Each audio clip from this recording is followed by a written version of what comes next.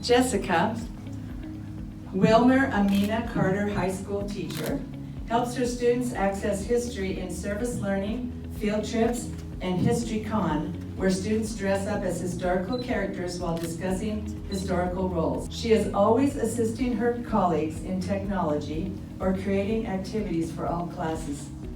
Her students interview veterans and collaborate with Norwegian students.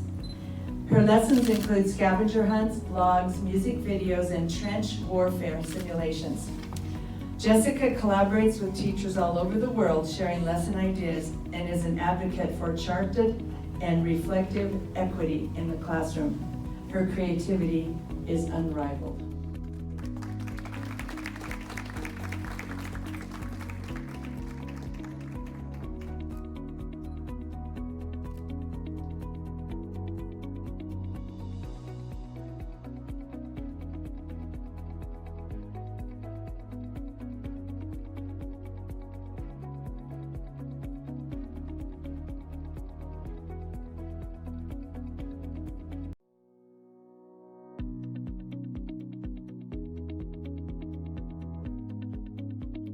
When folks talk about crime and leadership, when folks talk about what it means to really get the right people on the bus, but not just get the right people on the bus, get the right people on the bus in the right seats and get that bus rolling. He knows how to get the right people in the right places to move a school. Now, this honor is bestowed upon me tonight. It's only possible because of the hard work, care, dedication, determination of the teaching staff, the classified staff, students, and parents at Cove Middle School. I was able to identify some of our lead teachers who are the motivators, the influencers, and being able to use them to really support our school staff. Providing multiple opportunities for students, making sure that not only are the academics are important, they gotta have the other outlets, activities, sports. Suspension rates dropped 47% because of what we were doing in the classroom, keeping students engaged, and in the spirit of competition, because our district likes to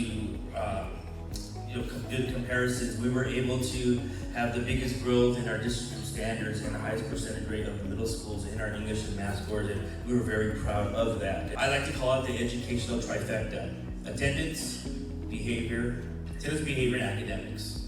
So if you improve school culture, kids want to be there, parents want to send their students there, attendance go up. Because students were at school, we were providing engagement in the classroom, support, academics were up. And when academics are up and students are engaged, the learning behavior goes down. I really thank our teachers. The motto when I first went to the school was trust the process. I came in with a lot of ideas. Some of them may have been foreign, some of them may have been crazy, and some of them knew my reputation, preceded me, and I was just a wacky, crazy guy with these crazy ideas. But I wanted to put some truth behind it, and they really supported that, and I really thank the staff at Cole. Thank you very much, and I'm proud to say I am the proud principal of Cole Middle School. Thank you very much.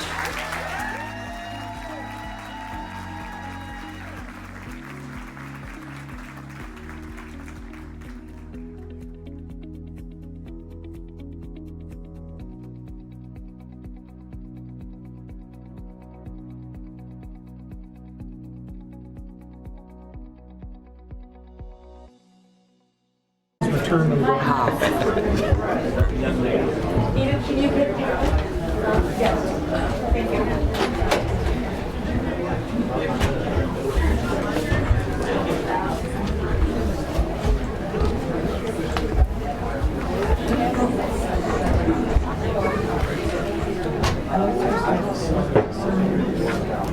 I think so.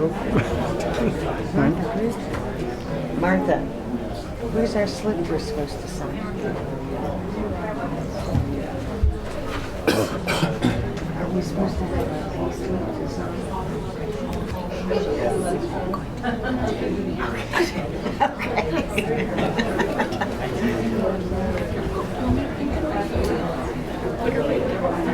Oh,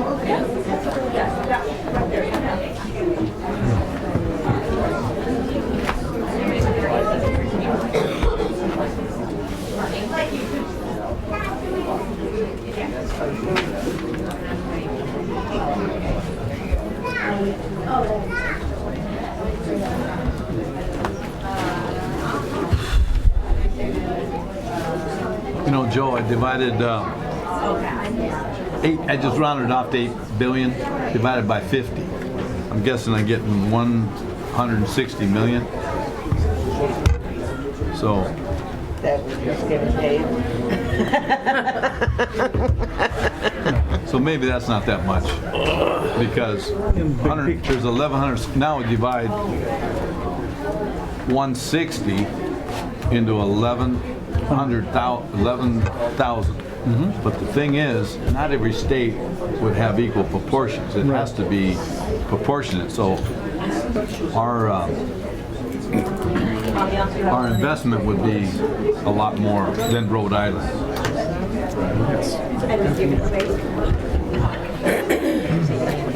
Thank you.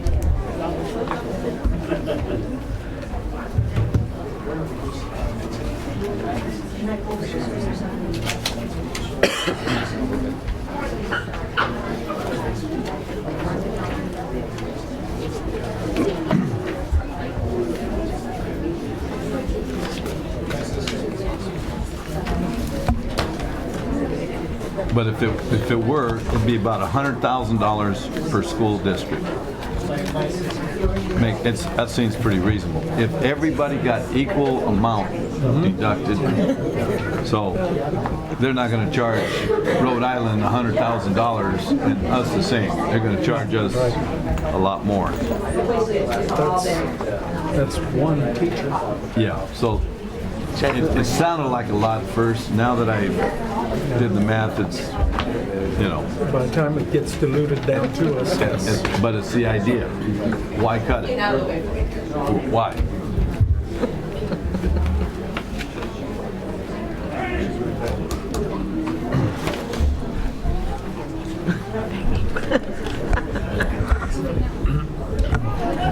José. Muy bien. ¿Y usted? Qué bueno. ¿Listo para Santo Claus? Ya listo. ¿Tú eres Santo Claus? Ay, that's right. It is that easy, isn't it? necesitas pintura para el pelo. Blanco. Work of art. You ready to make the transition? Well, we gotta do it all.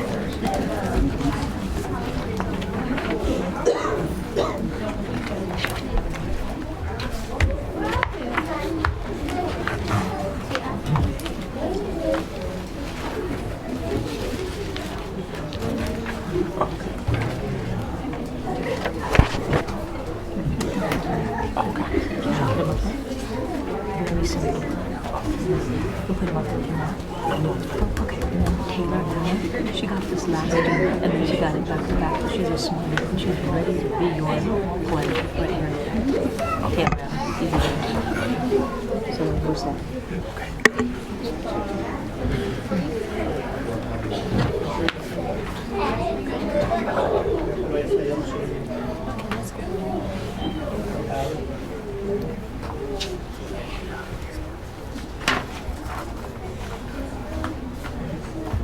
Didn't our governor sign a bill to reduce suspensions? He did that. No. Mandated. Mandated. See, so hands are tied.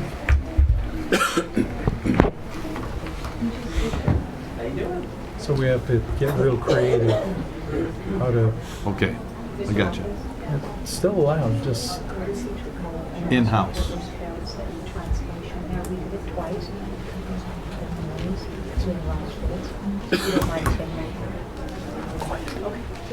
Go ahead.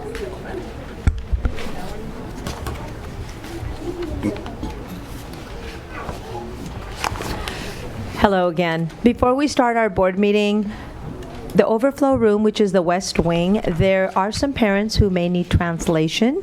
If there are, Dr. Madrid will take the translation, I guess, what is it, headphones there? And Mr. Jose will be doing the translation, so we should be doing that momentarily.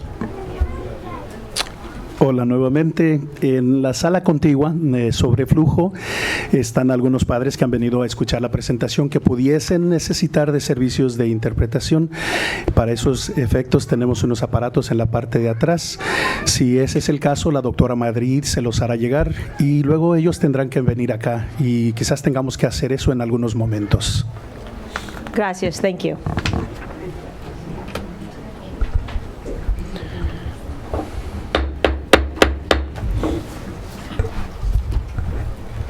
Can I get a motion to adjourn closed session? So moved. Second? All in favor? Aye. Aye. Time is 7:07. At the direction of the Board of Education, board meetings are recorded, broadcasted, and streamed live, and may capture images and sounds of those attending the meeting. Tonight we have a full school board meeting, but first let's have Taylor Anna, 5th grade student from Dullahan Elementary School, please lead us in the pledge. Please stand and face the flag. Ready, begin. I pledge allegiance to the flag of the United States of America and to the republic for which it stands, one nation, under God, indivisible, with liberty and justice for all. Thank you. You may be seated. Thank you, Taylor. And on a side note, Taylor will be honored tonight very shortly for perfect math score for not only 2019 but also 2018. So she's a back-to-back super scholar. Woo!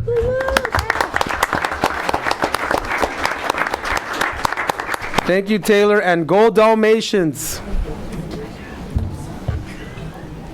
Woof, woof. And next we're ready for a report out of closed session.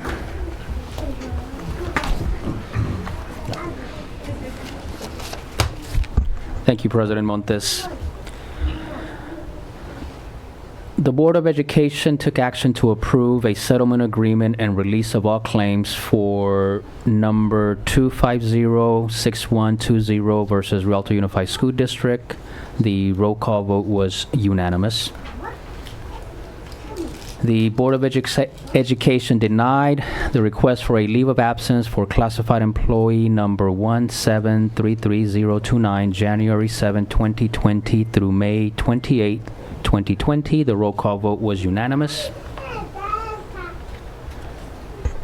And just for the previous, Martha, the previous readout, I did not make mention of the course of San Bernardino Superior Court case number CIVDS 1810761. That was for the first case.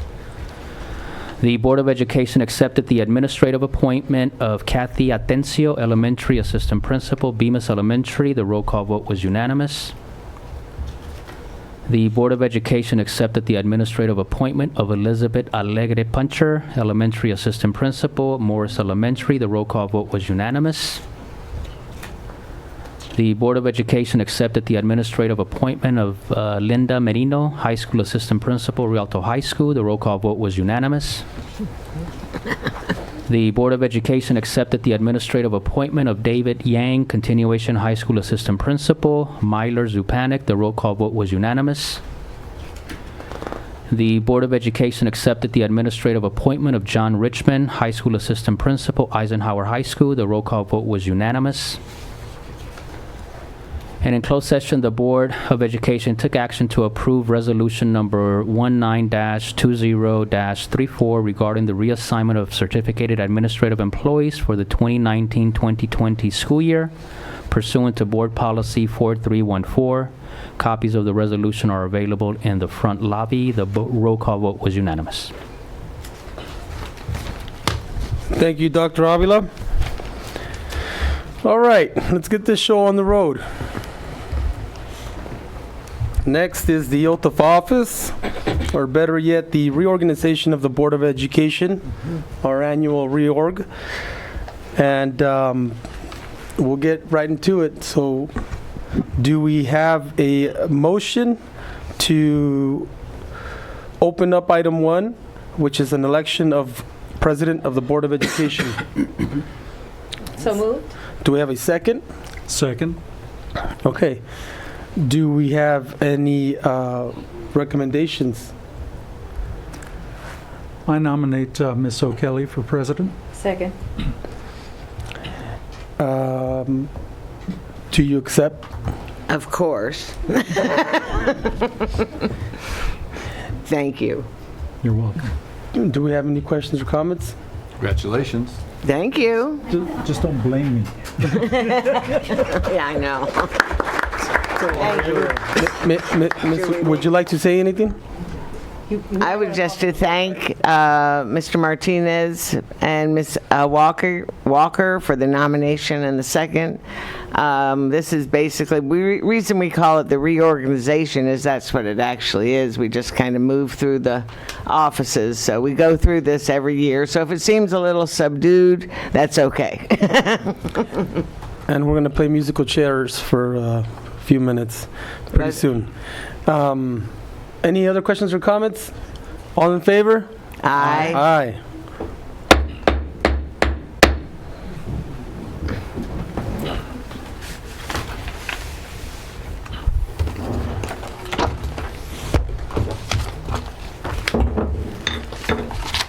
Good Lord, I got too much stuff. Familiar with that.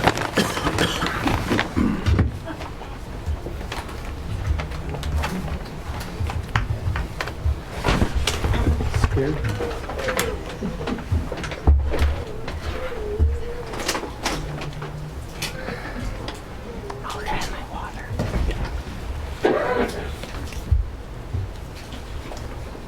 Thank you.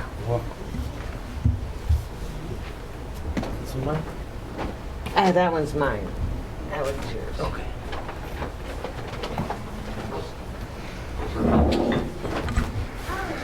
You want your highlighter?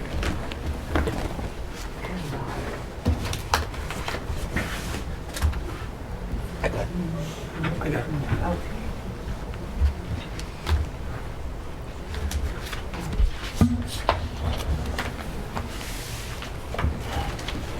Congratulations.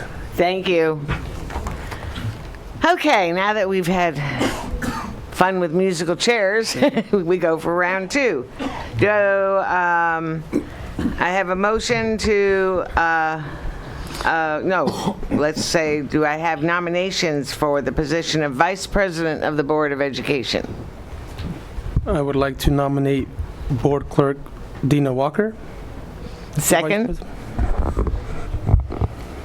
Second. All in favor? We have to ask her if she accepts. Oh, okay.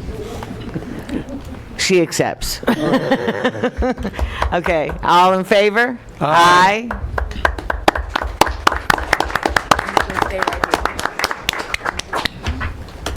Congratulations, and would you like to say anything? Thank you.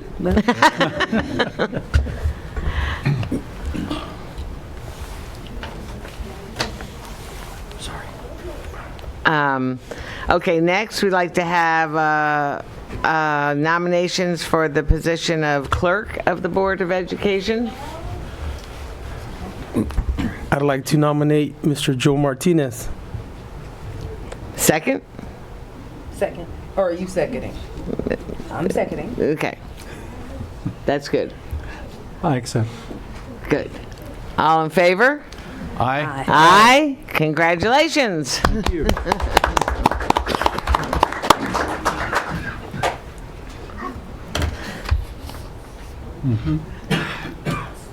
And can we now have a nomination for the election of the voting representative to the county committee? And that person is usually who?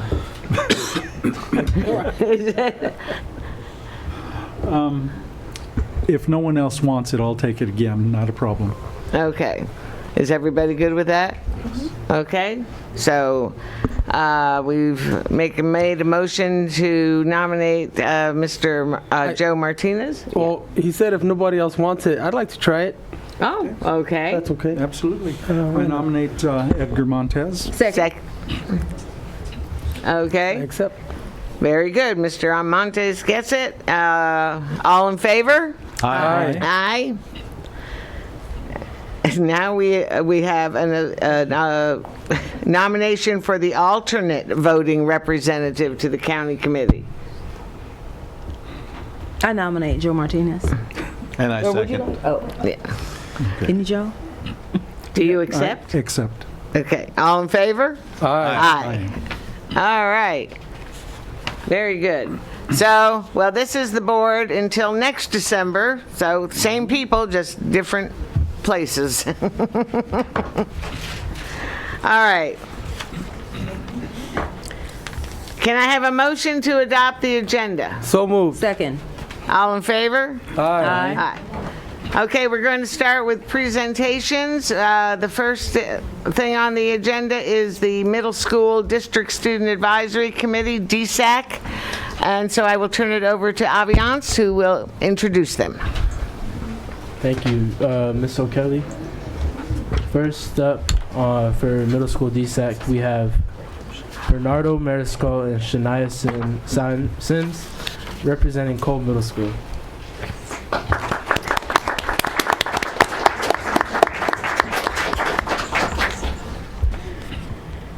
Good evening, Honorable Board of Education, Superintendent Dr. Avila, and viewing audience.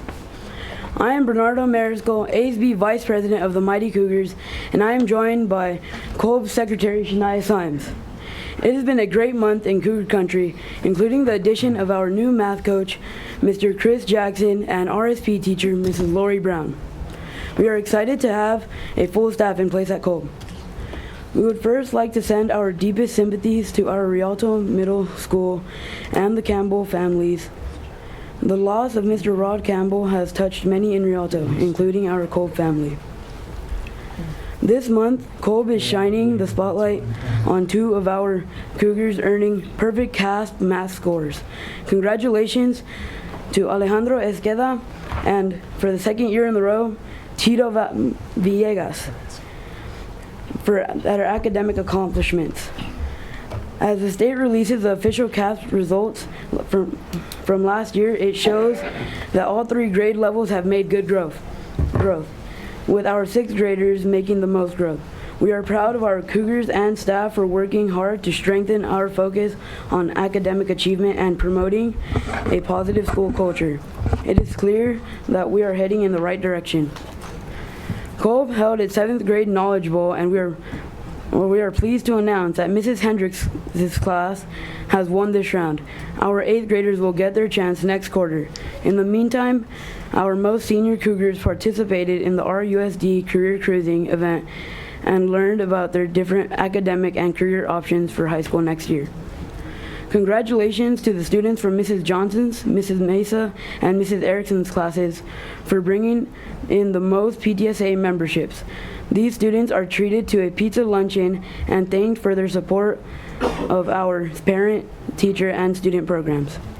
Again, this year, Kolb student leaders offered free gift wrapping at Barnes & Noble. With the focus on community outreach, customer service, we cherish the opportunity to give back and share our love of the season. On Monday, many of Kolb's staff attended a banquet to celebrate our principal, Mr. Armando Urtiega. We are super proud of his selection as 2019-2020 VIP Educator of the Year by the California League of Middle Schools. His leadership has put us, Kolb, back on the map as the place to be. Thank you, Mr. Urtiega. We are always loud and proud. This week, we are welcoming holiday season with 5 spirit days, including ugly sweaters, seasonal attire, and comfy PJs. We hope that everyone enjoys a holiday season with their family and friends. We'll see you in 2020. Cougars loud and proud. Hashtag Kolb Cougars family. Thank you. Next, representing Jehu Middle School is Jessica Armenta.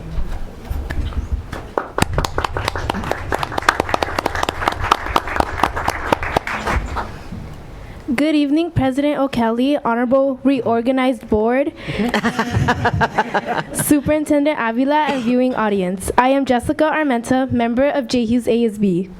December already? Where has the time gone? Tests. The 8th grade Knowledge Bowl, quizzes, dances, sports games, rallies, and lunchtime activities have all made the time fly by.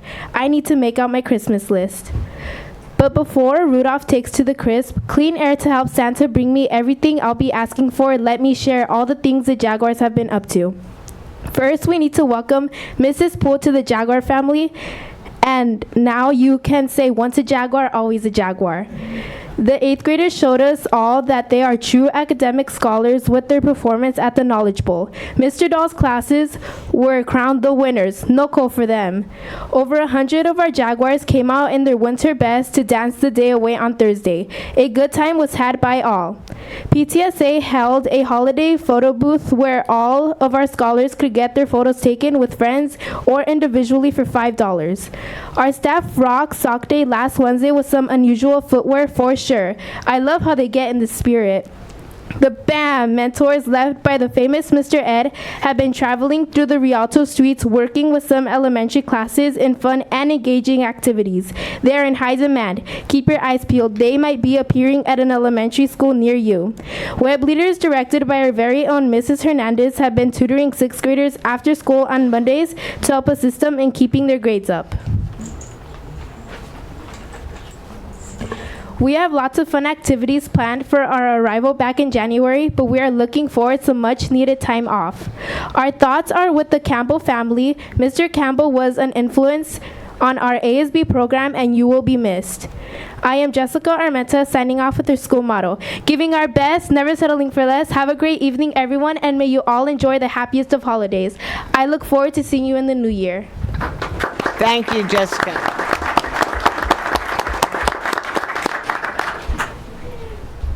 Next up, representing Frisbee Middle School, is Emily Felix.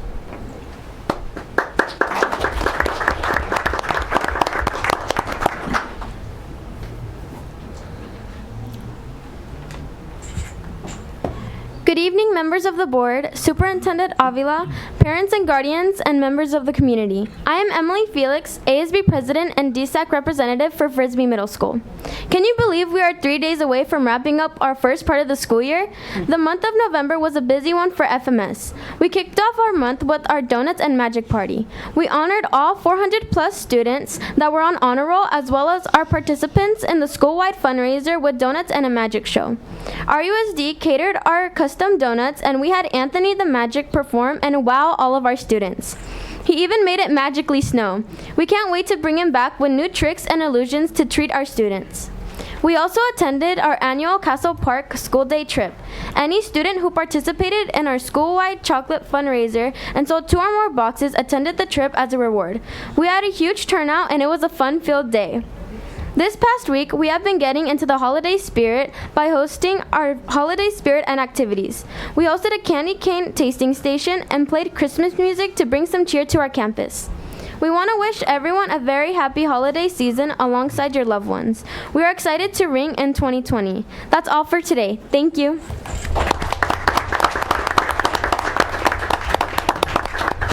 Thank you. Up next, representing Rialto Middle School, is Michaela Lopez.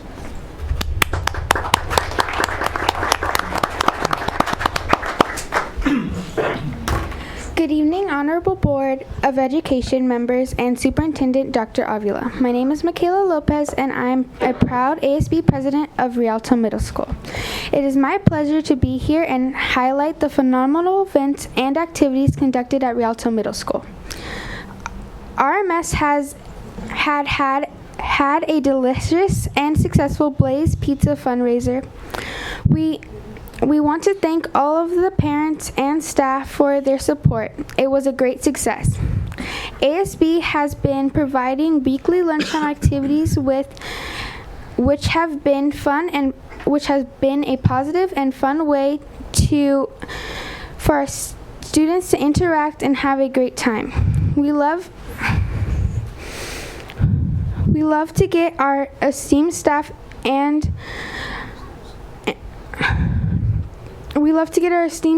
out and participating with our scholars. It's okay, take your time, take your time. Another exciting piece of news is we started in October our DJ lunch parties.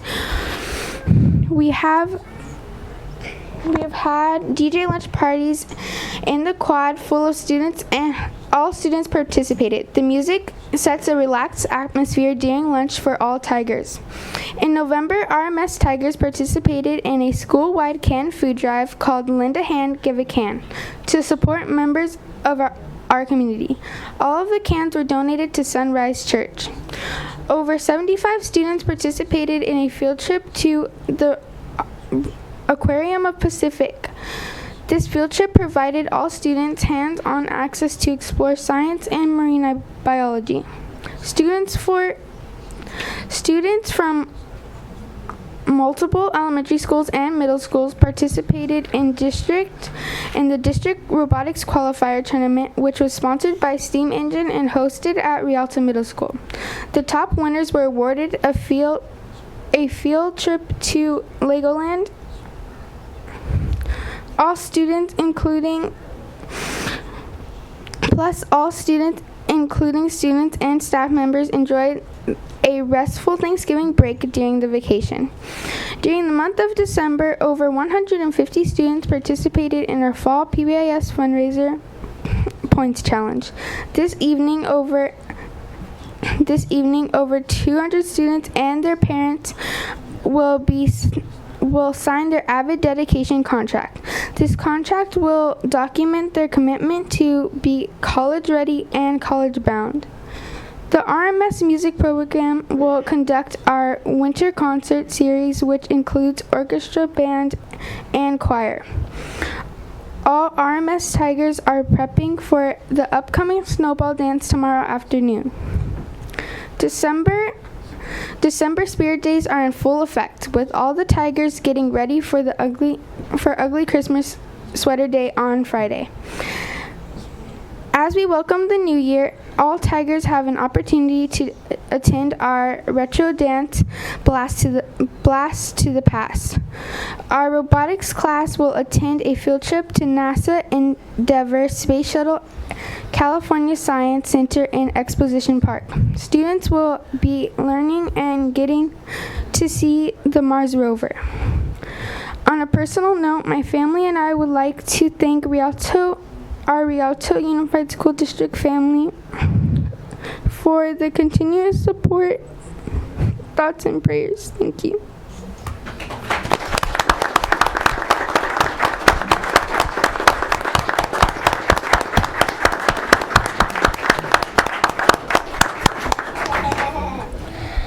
Thank you, Michaela. Next up, we have Erica Zamora representing Cusera Middle School.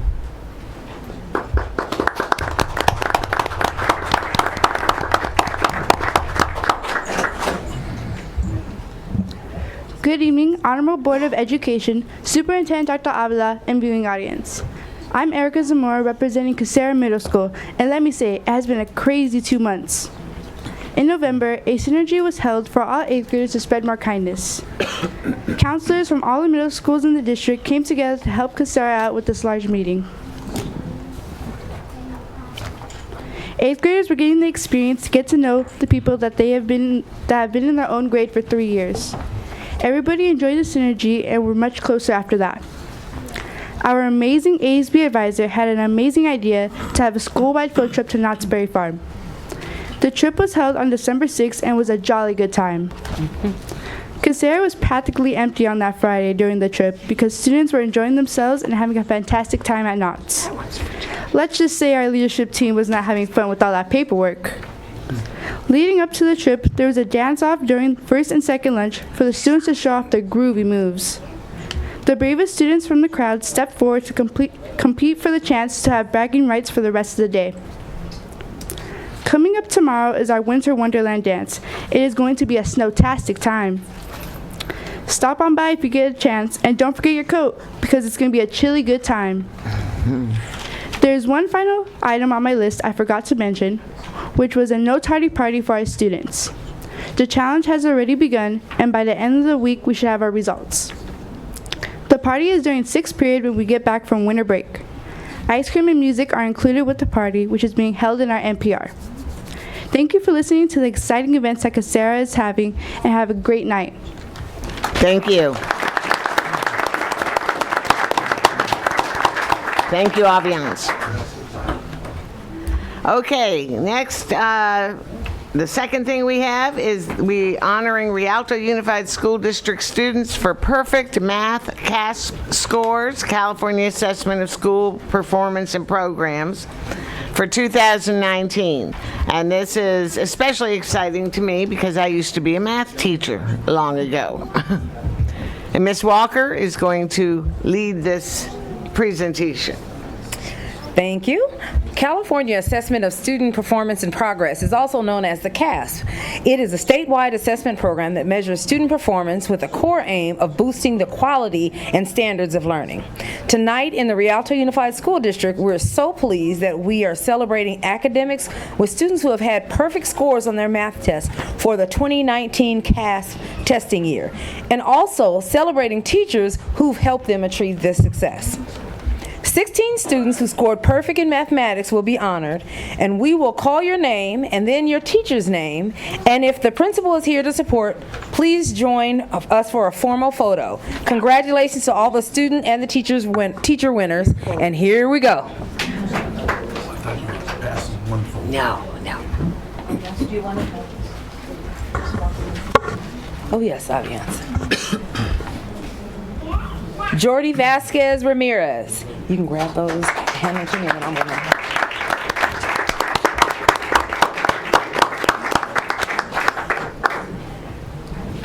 Jennifer Lim. Well,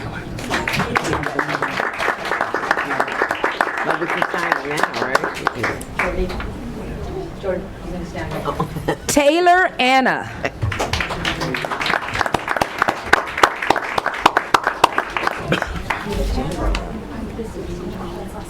Jennifer?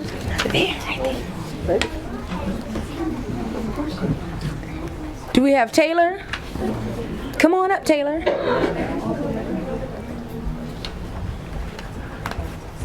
No worries. Congratulations. Like 3 or 4, so the family members can take the pictures, the teachers can take the pictures, and everyone attached to the students. Over there, Jeff.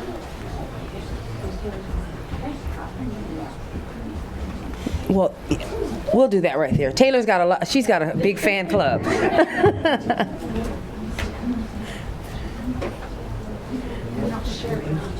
Okay, so we're going to wait for pictures and we're going to wait for everything because this is a live televised board meeting. So we want to make sure that we let our, thank you. We're excited too, trust me. Okay. Am I going now? One more. Oh, okay. One more name. Oh, Dylan Skinner. Where's Dylan?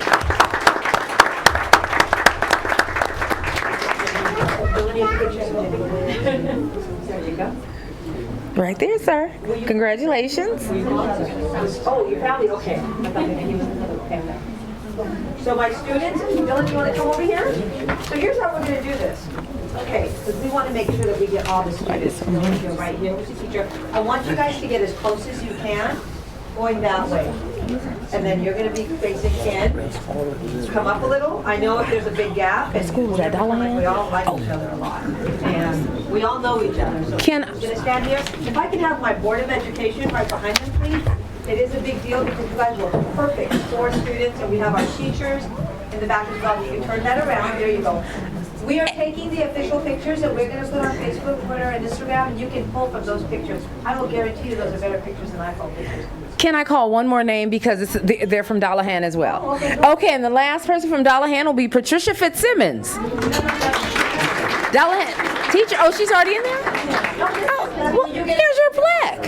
There we go. We're great. Okay, excellent. Teachers as well. Now we can take the picture.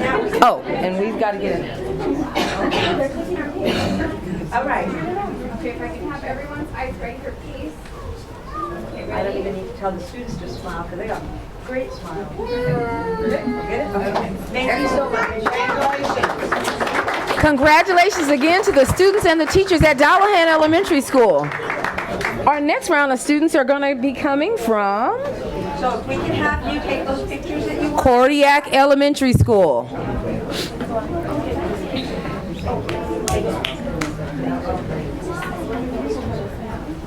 Thank you. Appreciate it. So our first student is David Kearney with a perfect score on the mathematics test from Cordiac. And the teacher, Millie Woodhouse. Excellent.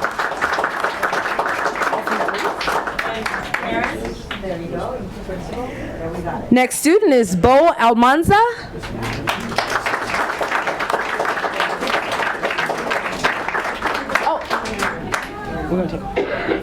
And Bo is from Simpson Elementary School. Let me get a couple of.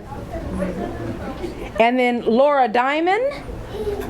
Is Ms. Diamond here for the teacher? All right, excellent.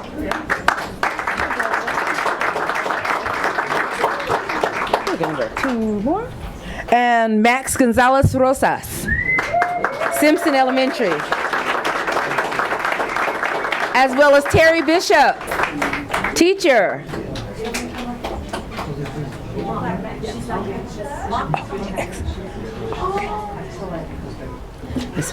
Okay, we're good. That's it. That is for Simpson Elementary School. Let's gather for the picture.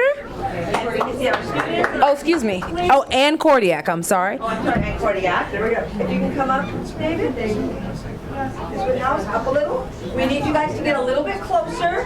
So rather than standing like that, maybe like this on that side, and then tilt a little on this side so we can kind of make that horseshoe. Ambiance, I can't see you. Mr. Douglas, get a little bit closer. Mrs. O'Kelly, we can't see you at all. Yeah. Can't see you at all. There we go. And if the people in the back can come up a little, 1 or 2 steps, that would be perfect. Okay, everyone's eyes right here, please. Real quickly, right here for a second for the official picture. Thank you.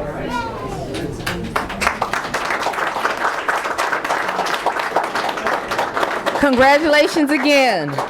Our next school will be Kelly Elementary School, and the first recipient is Christopher Ramirez. Is Christopher here? No, he's not here. Okay. Stephen Funk, Funke, from Kelly Elementary School.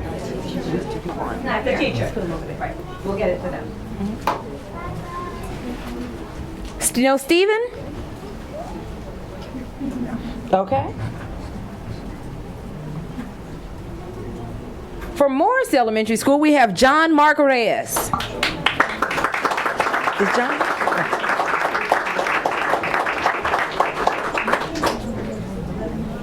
And Dolores Rodriguez.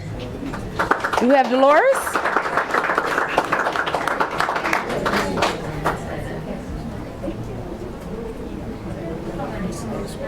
Who's that? Oh, okay. Okay, this is going to be our last for our elementary schools. So we can go ahead and take a picture now. Okay, perfect.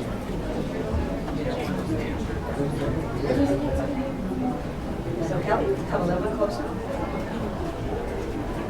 And our student, give us a big smile. There you go. A little bit bigger, student. Great. Thank you. Congratulations.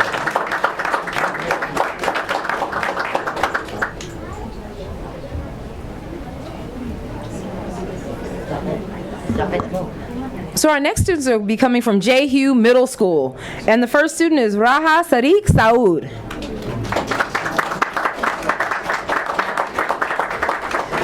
Deborah Geiser as the teacher.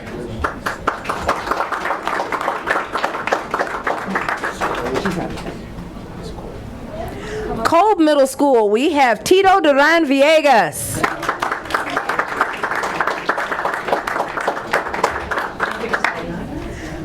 Jose Soriano as Kolb Middle School teacher. Yeah, teacher. Soriano? No? Must not be here. He's not here? Okay. That's it? Okay. And, okay, let's go ahead and take that picture. Yeah, get up a little bit. Perfect. That's good. Roger stands right there. Okay. And then you're good. Perfect. And then we're going to wait till Miss Walker comes in the picture as well. Yeah, you can put that down. I don't think she'll go anywhere.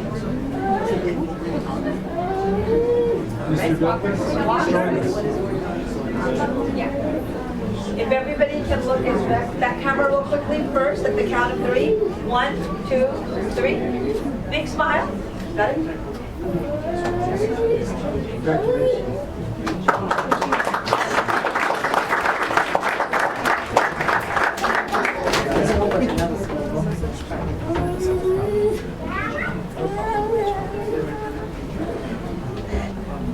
Our next student will be from Casera Middle School, Julia Kearney. Julia Kearney.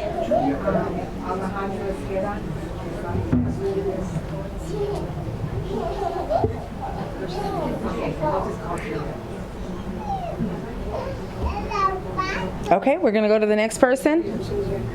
From Casera, right. Olga McBarka.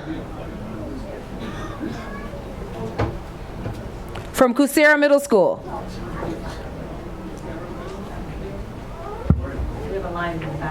Okay. Tristan Park, Casera Middle School. Julia's on her way out. Nicole Pearson, Casera Middle School, teacher. Is that Julia?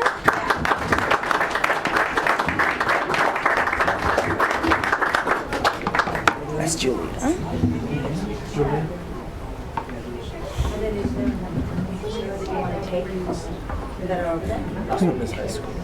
Next one is high school. Who? For Nicole Pearson, Tristan Park, and Olga Mbarka. Okay, yay.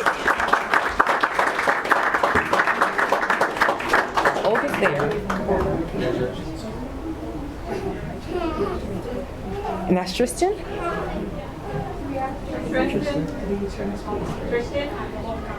While Tristan's coming up. And Pearson? Let's get There we go. together here. Congratulations. Students, come up. Center stage, right here, center stage. Tristan is coming. Okay, Tristan is here. All right, there we go. Parents, come on, grandparents, anyone who's here with the family. Can I have you guys in a little closer from the front? We've got a larger crowd, so remember, rather than standing like that, everybody stands like that and gets a little bit closer. Same way here, you go in, not the students, it's fine. We still have one more. One more? Yeah. Which is? Ricardo. Ricardo? Did we call Ricardo? Ricardo is here.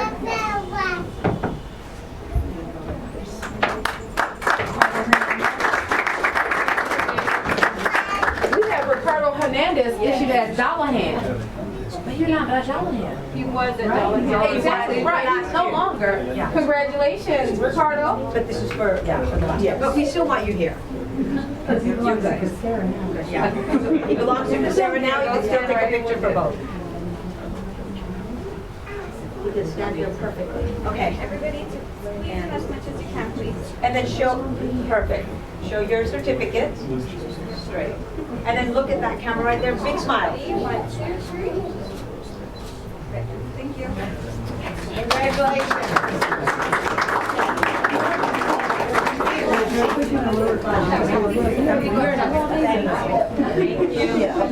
Then I guess we're on. Thank you. And then the high school. You're welcome. So our next students are going to be coming from Trapp Elementary School, and we have Alejandro Esqueda.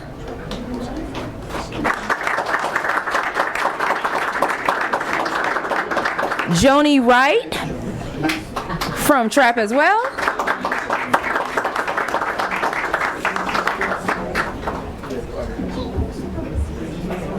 Because I think that's the last one. Joni? Yes. Right there. Teachers get a plaque as well. Thank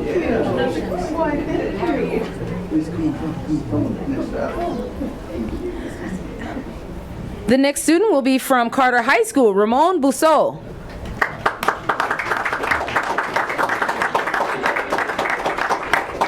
And the teacher, Kai Lee from Carter.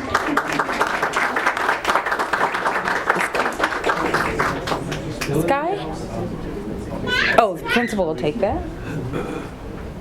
All right, so we're going to get a little bit closer here, and you, sir, Ramon, right here.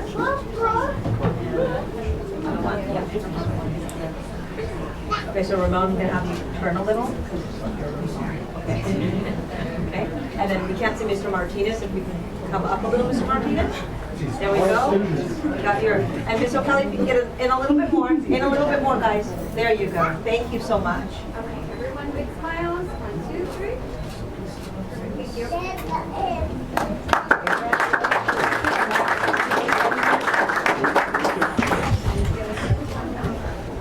And let's just make sure that we didn't miss anyone. We still have 2 more plaques available here for teacher at, student for Rose Franco at Dallahan Elementary School, and Denise Romo, Cusera Middle School teacher. No? Can we have Miss Dominguez take the plaque for the teacher, the way that Mr. I can take it. Okay, let's give this to me. That's Cusera. Is that it? Okay. And thank you. That will conclude all of our awards for the CAS testing. We again salute all of the students for their excellent performance on the test, and all the teachers that teach them, because they wouldn't be there without you. Thank you.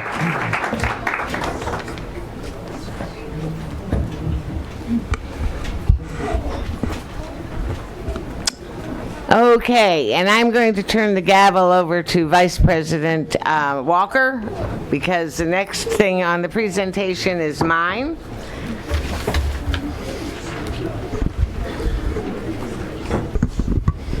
Next, we will be having the key to the district presented to Eisenhower High School for Nancy Seha Ibrahimi from Board President Nancy O'Kelly.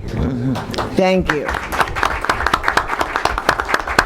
First, I have to clarify something in case anybody remembers. I already gave a key to the district for 2019. We're only allowed to give one per board member each year.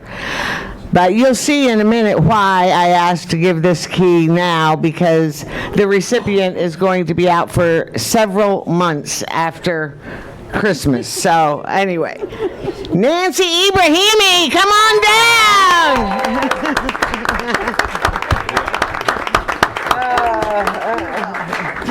Know what I'm talking about. She is expecting twin baby girls in February. And I am extremely honored today to present my key to the district to a deserving young lady who I've known not only for many years when I was an administrator at Eisenhower High School, but also someone whom I've had the pleasure to observe become a leader on Eisenhower's campus. Someone who embodies her work ethic impeccably, and someone I call a dear colleague and friend. My key for the 2019 to 2020 school year will be handed over to Mrs. Nancy Ibrahimi. She is the Career Center Technician at Eisenhower High School. Since the age of 5, Nancy has been a fixture at the RUSD, attending Morris Elementary School, Jehu Middle School, where Eisenhower High School Principal Frank Camacho was her teacher, then graduating from Rialto High School. During her senior year, Nancy was also a student board member, like Aviance.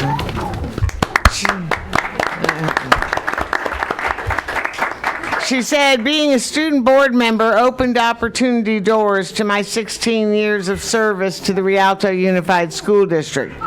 After 2 years of subbing, she was hired by former RUSD administrator, who then that time principal, Mr. Reggie Tompkins, and myself as a full-time clerk typist 2 at Eisenhower. When Eisenhower had a vacancy for attendance specialist, Nancy stepped into the position only 2 weeks after she had began subbing. For the following 8.5 years, she was the attendance specialist, working directly with me on ideas and strategies to improve our attendance rates, honoring students that made school a priority, and implementing the honor roll program. We were very proud of our progress at that time in attendance at Eisenhower High School. Nancy really made a difference. When they weren't coming to school, she was on it. And when they were coming to school, we had great rewards and incentives for them. In 2015, Nancy mentioned that she was ready for a change and wanted to do something that would really impact the futures of our Eagles. She applied and was hired to be the Eisenhower High School Career Center technician. Nancy said this was truly a position that served our students and community. Being able to help students navigate their post-graduation plans and helping them with the steps to get there has been incredibly fulfilling. During Nancy's 14 years at Eisenhower, her responsibilities grew, transcending job duties. And rather than complaining, she embraced the service format. She was a gear-up coach, dance team advisor, staff challenge team captain, along with being PBIS trained, restorative justice trained, and Nancy is also a member of Eisenhower High School's Ivy League site team. And while doing all those roles, she is also a link crew coordinator. We have, I believe, the best link crew program in the area because of Nancy and the passion that Eisenhower puts into the link crew program. And Nancy was key for that. And Nancy credits her team and acknowledges many of those who have paved the way for her success.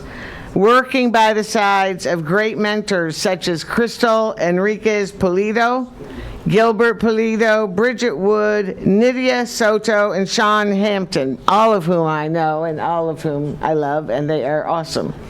We've built and maintained a culture of students helping students succeed. The Key to the District Award, which began a decade ago, honors an exemplary educator or education advocate in the Rialto Unified School District.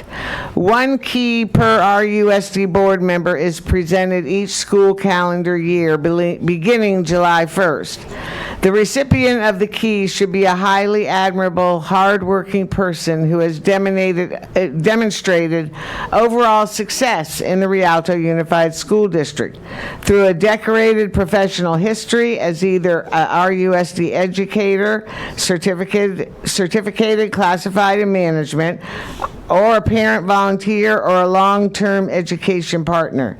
The recipient for the Key to the District is selected by the board trustee based on a high standard of commendable character traits and selfless devotion to the strategic mission of the Rialto Unified School District, its parents, staff and students. And I'd just like to add, when I was working closely with Nancy, well, the whole time I was at Eisenhower, they're invaluable to me. She was my go-to person. If I had something we needed done or I had a project we needed to get going on, she was the first person I called. She is that kind of person. She would just pick up and carry on from there.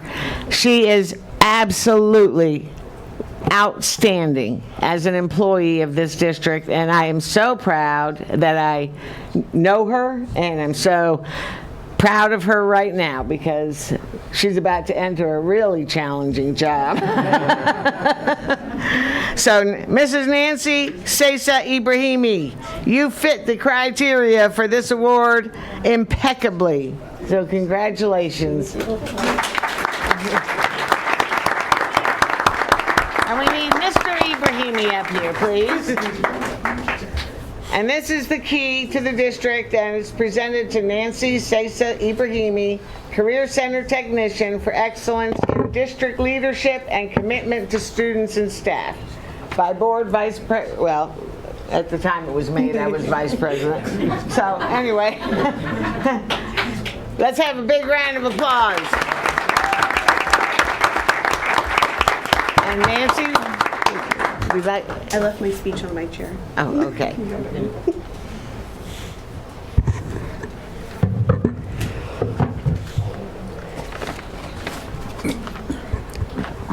Good evening and thank you to the Rialto Unified School District Board of Education, Superintendent Dr. Avila, and our cabinet.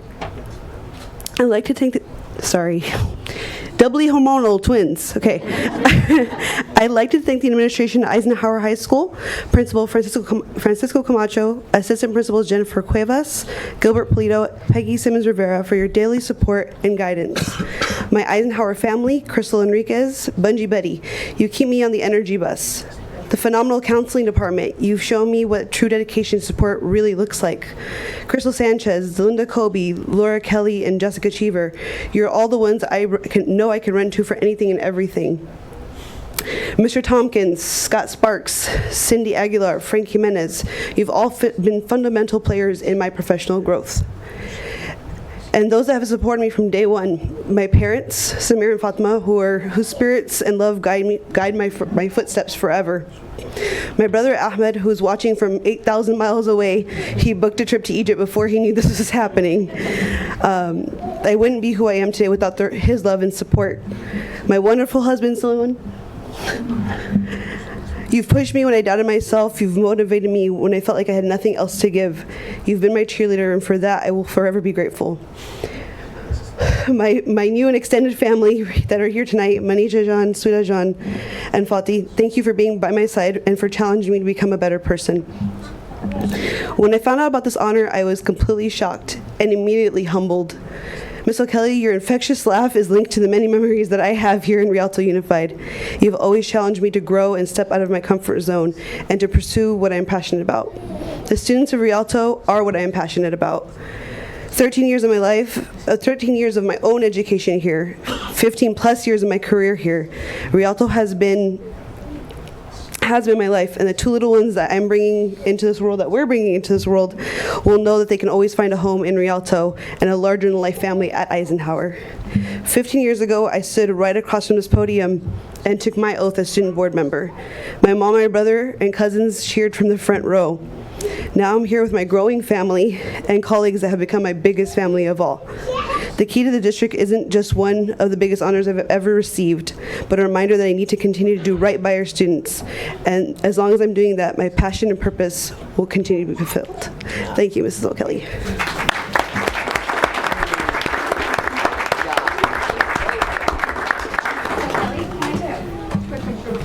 Oh, yeah.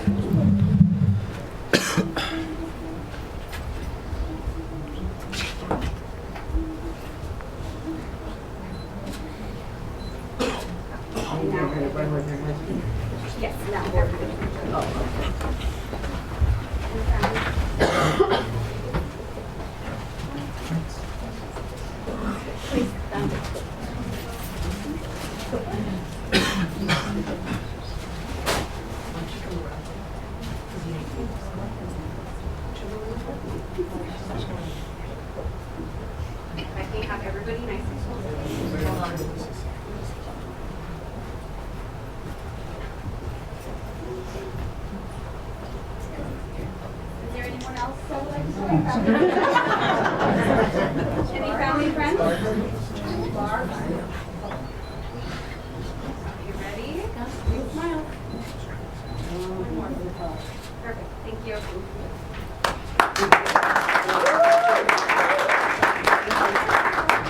Wow, I know, my God.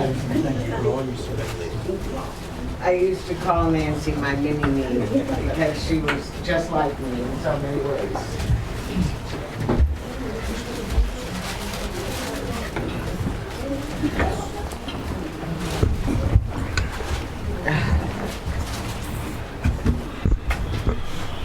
Okay, and now we're moving on to comments, public comments from the floor. At this time, any person wishing to speak on any item not on the agenda will be granted 3 minutes, and I don't believe there are any. No, these are not on the agenda, right? Correct. Okay. Okay, first we have Tobin Brinker.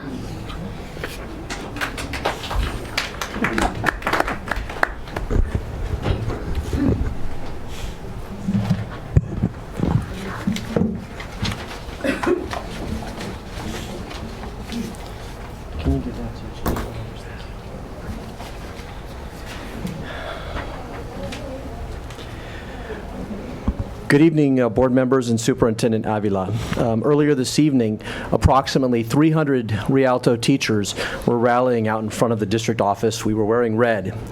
The reason that we were here tonight was to talk about and let people know about some of the issues that we are dealing with regarding student safety, teacher safety, and discipline in our schools. And I'd like to talk to you tonight about one small part of that puzzle, and that's cell phones. Cell phones are a problem in our schools. Kids with phones, we all know, are at risk of being bullied or becoming a bully.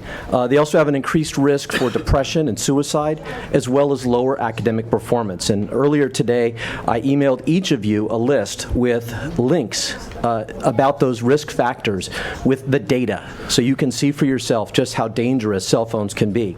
The data is clear, and cell phones are a serious problem, and we need to address them. I'd like to share with you that we've been talking about this issue at my school, at Frisbee Middle School, since last year. And we started this year with a new revised cell phone policy that was created with the administration and the teachers working together. And we started the year off strong with uniform requirements and really enforcing it. Now, what happens, right? The year gets going, other things get in your way, and we're starting to see issues with cell phones popping up again. And, you know, we're going to have to revisit it, okay? And it requires a concerted effort between all of the parties involved. But there's one party we haven't really engaged yet, and that's the parents. And so I'm going to talk to you tonight about some things I'd like to see us do, and parents are going to be a part of that.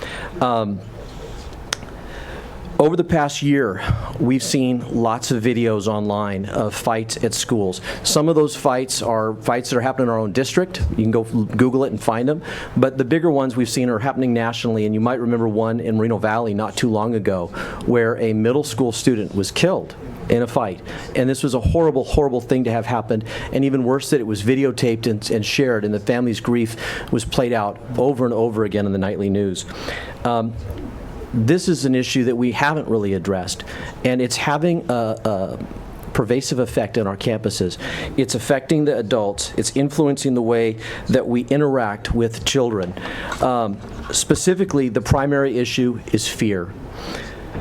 Fear of having an incident that will escalate while being filmed and create a career-ending moment. That fear is real, and it is negatively affecting all of our campuses. The kids are being emboldened to behave badly and to force a confrontation and get that viral video. Kids are doing this. And then adults have become risk averse to the degree that sometimes kids are not being adequately addressed when bad behavior occurs. That's the untenable situation. The good news is that there are things you can do about it. We need a strong cell phone policy that requires all phones to be off and out of sight all day during the school day. Earbuds should be banned on our campuses. Parents must be educated about the risks, and all students must learn that cell phones are a privilege and not a right. Thank you, Tobin. Our district must aggressively go after cyberbullying and posting of inappropriate content, and we have to train our staff to deal with discipline issues in ways that protect us from potential liability. Fixing these problems are going to require a strong collaborative effort from parents, the district leadership, and staff at all of our schools. Thank you for letting me go a little bit over. Okay. Thank you.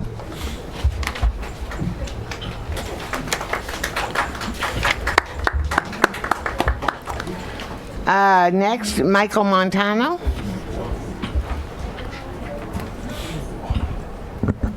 Good evening, everyone in attendance and those viewing at home. Michael Montano, REA High School Director and Rialto Community Resident. I was going to speak on several things, but last meeting ran out of time, so I'm going to narrow it to one. However, I just want to piggyback on what Tobin said. I believe at last meeting I asked if we could put a date together so that we could have the discussion with all parties involved to discuss cell phones. So again, the cell phone.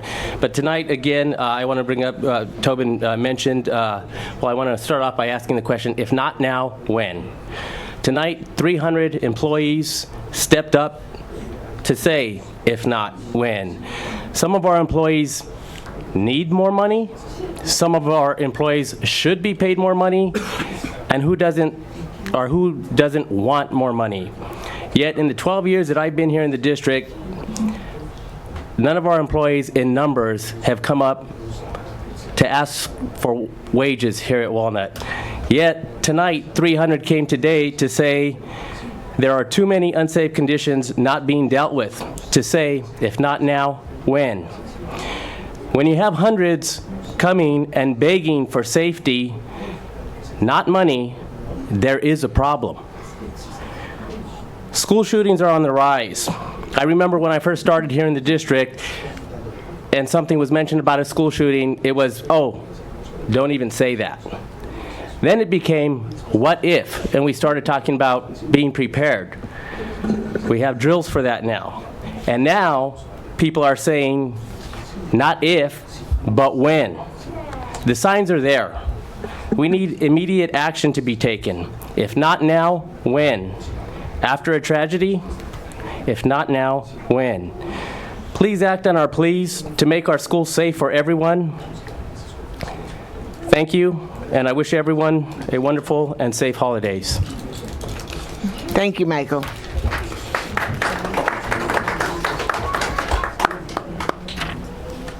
Next, Emma Gutierrez.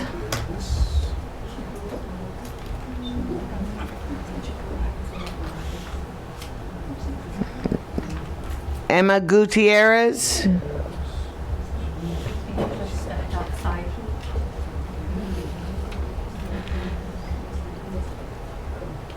No? Nobody coming? Okay. Veronica Placencia.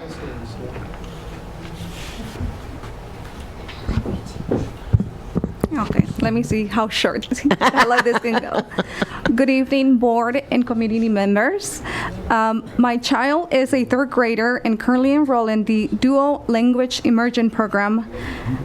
This means the lessons are mostly in Spanish. Today, I am here to express that I feel the program needs extra support in order for our bilingual students to succeed. Thank you. Thank you. Okay, we have Myra Vera Rizzo.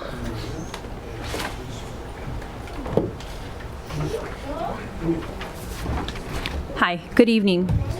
I'm here also from Boyd Elementary. My name is Myra Berrizo, and I'm a parent of 3 students in the Rialto Unified School District. My oldest son attends Rialto Middle School, and my 2 youngest children attend the Dual Language Immersion Program at Boyd Elementary. I try to be an engaged and active parent by participating in trainings, meetings, and committees, both at the school and district level. I personally believe that in order to improve the education system, all important stakeholders, students, teachers, parents, administrators, educators, and all district officials must find methods and solutions to improve the education system currently in place. With this said, when Rialto Unified School District first introduced the Dual Language Immersion Program in the year 2016-2017, I didn't overthink it and enrolled my son at Boyd Elementary for this program. After all, when they gave us the informational meeting on this program, they assured us parents that we would have support for our students. Fast forward to today, December 11, 2019. We have yet to be contacted or given any updates, plans, or any information in general about the current DLI program. Since year 1, parents have voiced concerns that have not been addressed. We have been patiently waiting for 3.5 years, almost 4 years. My biggest concern is that this year, these students will be state testing in English, and they are definitely not ready. I'm here to request and ask only what is currently being offered to all 3rd grade English classes at Boyd. They have hired a new 3rd grade teacher, and all English 3rd grade classes have 19 students per teacher. The third grade dual language immersion, where my son is at, was the exception to this new class arrangement, and there are 31 students in this class. The school will be offering tutoring starting in January 2020 for selected students twice a week for 1 hour. There's also the possibility for a total of 2 hours of instructional aid help in the classroom. Possibility. There's no comparison when you put side to side a teacher giving instruction to 19 students versus 31 students. Plus considering all the factors and challenges of the dual language immersion class. That is 12 more students than the other classes. I'm here only to ask for the dual language immersion class to receive the same opportunities that all the other third grade English classes students are receiving, to be taught in a classroom environment of 19 students. Thank you for your time, and just to let you know, if I could have all the parents that are here to support, I know it's the holidays, celebrations, and programs, pero si se pueden levantar todos los papás que vienen aquí. We're really concerned. It is very, very unfair to have this teacher that does magical things for our students, and there's 31 and all the other classes are 19. Just, we need something. It's been 3.5 years, almost 4 years, and we don't have the support. Thank you for your time. Thank you. Dr. Avila, can that be addressed soon? We'll look into it. Because we're bragging about this program. It's got to be effective, and she's right.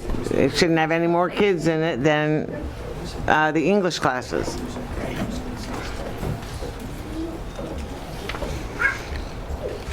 Okay, next we have Diana Trevino. Voy a hablar en español. Recuerde que una frase breve y me permite que la interprete, ¿eh? Ok. Sí, adelante. ¿A usted? No, Ok. no me salió activo. Pues yo estoy muy preocupada por mi hijo. I'm very concerned about my son. Porque ahorita estoy muy preocupada porque mi niño me dice que esta semana les dieron la tarea en inglés, 100% inglés, y mi hijo no sabía ni qué hacer. Because this week they gave him his homework completely in English, and my son didn't know what to do with it. Y le dije, ¿qué está pasando? ¿Que la I asked him, maestra te "What's está going on?" ayudando? ¿O qué está pasando? Is the teacher helping you, or what's going on? Y me dice, no, mami, no me ayuda, no hemos hablado de eso. And he said, no, mommy, no, she's not helping me. We haven't talked about that. Y estoy muy preocupada y me siento muy mal por ellos porque siento que no están obteniendo la ayuda. And I'm very concerned, and I feel awful for them because I feel that they're not getting the help they need. Y pues espero que puedan hacer algo para que ayudarnos, porque hemos hablado con la directora y piensa que con 2 horas de poner a alguien que le ayude a la maestra y no es suficiente, son 32 niños. And I hope you do something to help us because something has to be done. And the principal thinks that with having somebody 2 hours a week to help all these kids, I don't think that's enough. Y a otros salones con otras mamás que también están en el mismo programa. Igual, 2 horas a la semana no es suficiente. And other parents also who are part of the same program as well, 2 hours a week, it's just not enough. Y me gustaría que hicieran algo al respecto. And I would like for you to do something in regards to that. Gracias. Thank you. Thank you. Maria Lopez.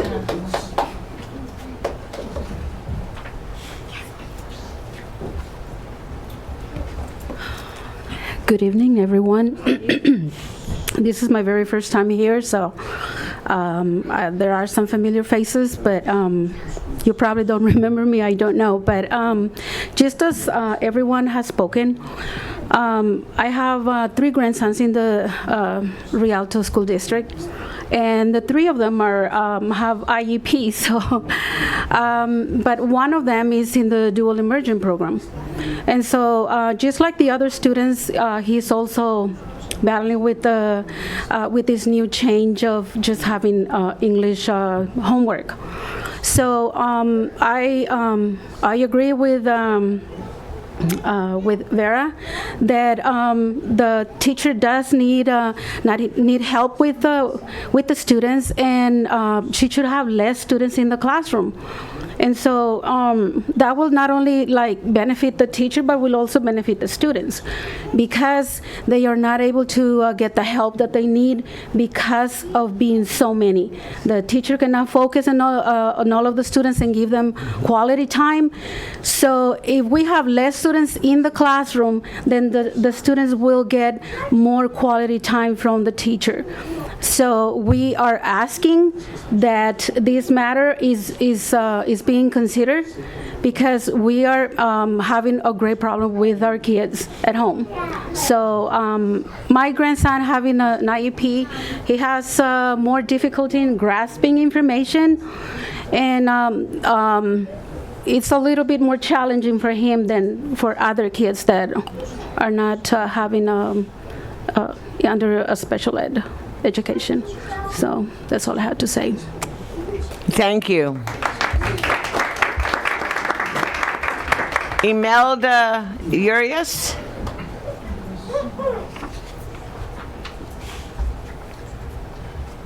Voy a hablar en español porque mi inglés no es muy bueno.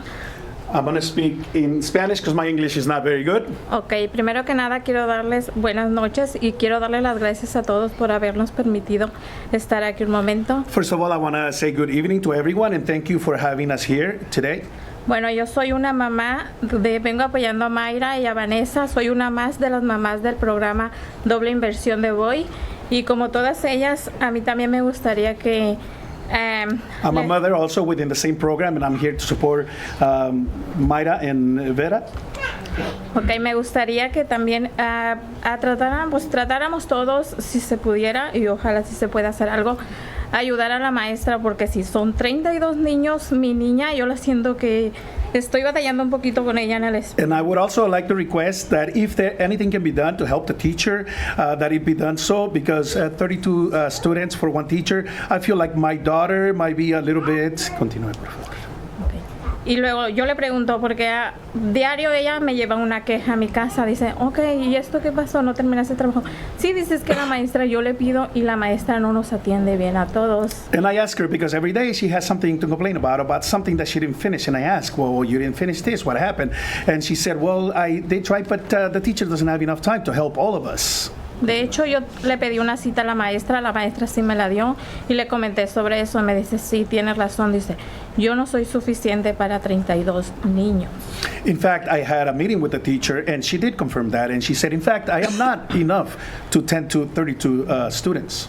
Dice, me dan una ayudanta por dos horas diario, dice, y no es suficiente para mí, dice. She said, they give me someone to help me for 2 hours daily, and that's not enough for me, she said. Ella trata de hacer todo lo que puede con los niños, porque hay niños que van muy avanzados y otros muy abajo. She tries to do as much as she can for the kids, but there are some kids that are more advanced than others. Y para ponerlos igualar a los dos, son muchos niños para ella sola. And to be able to bring them all up to the same level, it is just too much for her alone. Y ojalá se pueda hacer algo al respecto a eso. Quiero darle las gracias y sería todo. Gracias. Hopefully something can be done in regards to that, and I want to thank you, and that is it. Okay, gracias. Thank you. Marilyn Leite. Good evening. I am also one of the mothers in the dual merging program, and first of all, I would like to say that I do see it's a great program, but I do think that these students could do even better if there were less students per teacher. I think that our dual emerging teachers need the help. They're great teachers, and for that reason, I think it's so important to divide the class.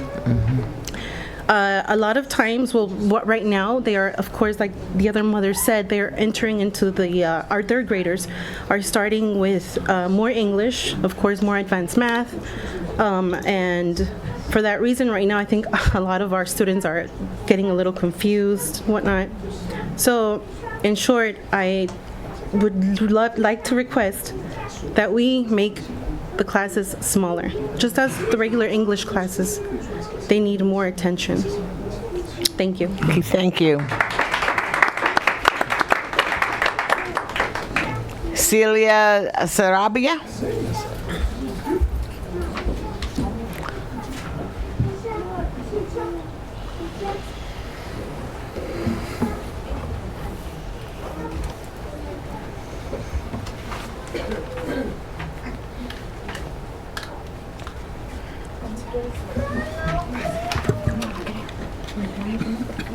Sí.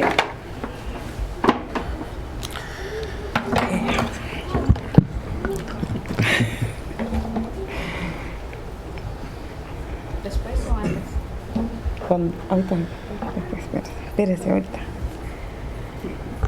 Buenas noches, miembros de la mesa directiva. Good evening, members of the board. Presidenta Miss O'Kelly. President Ms. O'Kelly. Vicepresidenta Miss Walker. Vice President Ms. Walker. Superintendente Dr. Ávila. Superintendent Dr. Avila. Audiencia. And audience. Soy Celia Sarabia I am Celia y Sarabia. represento al grupo de apoyo de padres de niños especiales. And I represent a parent support group of special needs children. El viernes 6 de diciembre Friday, December the 6th, tuvimos nuestra tradicional fiesta de Navidad we had our traditional Christmas party de los niños especiales. for the special needs children. Esta noche queremos agradecerles Tonight we want to thank a nuestro distrito our district por todo el apoyo que nos dieron for all the support they gave us para que la fiesta de los niños especiales se hiciera. so that this party for our special needs children be possible. Gracias a nuestro superintendente Dr. Ávila Thank you to our superintendent, Dr. Avila, por siempre apoyarnos. for always supporting us. Aunque no estuvo presente, Even though he didn't make it, sabemos que siempre contamos con su apoyo we know we can always count on his support. y con todos nuestros miembros de la mesa directiva. And with the support of all our board members. Extrañamos su presencia, We missed you, así como extrañamos la presencia de Mr. Montes, just like we missed Mr. Montes, Mr. Martínez y Miss Walker, Mr. Martinez, and Ms. Walker. pero sabemos que contamos con su apoyo But we know that we can count on your support, y esperamos contar con su presencia en eventos futuros. and we hope to see you at future events. Gracias por habernos acompañado, Thank you for having joined us, a la Presidenta Miss O'Kelly, President Ms. O'Kelly, Mr. Joseph Ayala, que nunca nos deja Mr. Joseph Ayala, who todo never el tiempo. misses. Gracias por apoyarnos tanto. He's always there. Thank you for supporting us so much. Mr. Island, Mr. Islam, Mr. Derek Harris, Derek Harris, nuestra directora de Special Ed, Bridget Ely, Ms. Bridget Elliott, our Special Education Director, la doctora Bugua, Mr. y Mrs. Silva, la psicóloga Claudia Hernández, Araceli Flores y Marta. Muchas gracias, Marta. Thank you so much. Marta de Gortari. Mr. José Reyes, nuestro intérprete también. Y a todo el departamento de nutrición que, wow, todo el tiempo nos están apoyando. And our nutrition Fasa, department. Cristina, Sara, María. who always support us. Muchísimas gracias por todo su apoyo y por Thank you su so gran much. bondad y generosidad. Thank you a so todos. much for all your support, your kindness, and your generosity, everyone. Gracias por darles ese momento de alegría a nuestros niños especiales. And thank you for providing that happy moment to our special needs children. Tal vez ustedes no se imaginan el impacto que hacen en nuestros niños Perhaps cuando you dan can- un poco para ellos. Perhaps you can't imagine the impact that you have in these special needs children when you do something for them. Les deseamos todas las bendiciones del mundo, que Dios los bendiga siempre a todos. We wish you all the blessings in the world. May God bless all of you. Les deseamos feliz Navidad también y un año nuevo lleno de grandes cosas en nuestro distrito. Sabemos que así va a ser. We wish you also a Merry Christmas and a year filled with great things for our district. We know that that's the way it's going to be. También queremos expresar nuestro más sentido pésame a Shelly Kay. We also want to give our condolences to Shelly Kay. Nos duele mucho lo que están pasando ellos. It hurts us quite a lot what they're going through. Lamentamos mucho la pérdida de su papá, de Mr. Campbell. And we are very sorry for the loss of Mr. Campbell, their father. Siempre lo recordaremos con mucho cariño. We will always remember him with lots of love. Y recordemos siempre que nadie muere mientras es recordado. And let's remember that nobody dies as long as there's someone that remembers them. Y yo sé que todos lo vamos a recordar con mucho cariño porque ha impactado la vida de todos aquí en nuestro distrito. And we know that most of us will remember him with lots of love because he had such a huge impact with everyone here at the district. Él y su familia. Him and his Shelly. family. Shelly. Y sus hermanas también. And his sisters as well, her sisters. También queremos darle un recuerdito que las mamás de los niños especiales hicimos con mucho cariño para ustedes, para la mesa directiva y para algunas personas. Quisiéramos darles a todos, pero las mamás hicimos esto para ustedes. And we would like to leave you with a bit of gift that the mothers made with their hands, the mothers of the special needs children. We would love to give everyone a gift, but these were done by the mothers. También a Miss Bridget Ely quisiéramos que viniera aquí al frente porque tenemos también un recuerdo que hicimos los papás de los niños especiales. Ely to come up to the front because we also have something to present her with from the parents. Miss Ely. Miss Ely. Ahorita, dale un segundito. Oh, these are awesome. They really are. Lo hicimos con nuestras manos. Nos quemamos mucho. We made them with our own hands. Chris, cuidado. Handmade. That's artistic right there. That's made out of wood. Right. That is so cute. Yeah. Qué bonito. De nada, Mr. Ayala. Oh, thank you. So adorable. Te queremos, Bri, te queremos. We love you. Comes off too. Holds it though. So if you grab it, it'll come off. Can you get mine up? Put it right there. Okay, mi hermana. Ahí te viene mi hermana. Okay.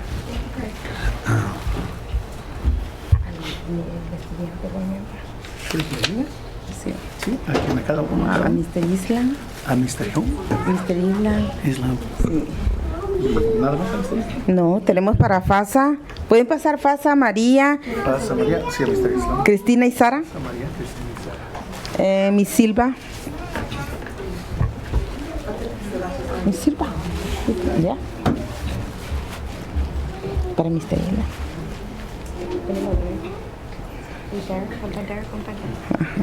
Mr. Derek Harris. Derek Harris es el tío del grupo. Es el tío Derek. Mr. Derek is an uncle.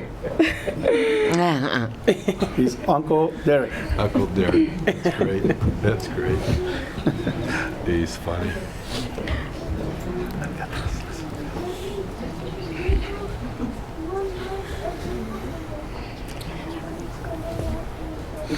There's Uncle Derek. There's Uncle Derek. Tío Derek.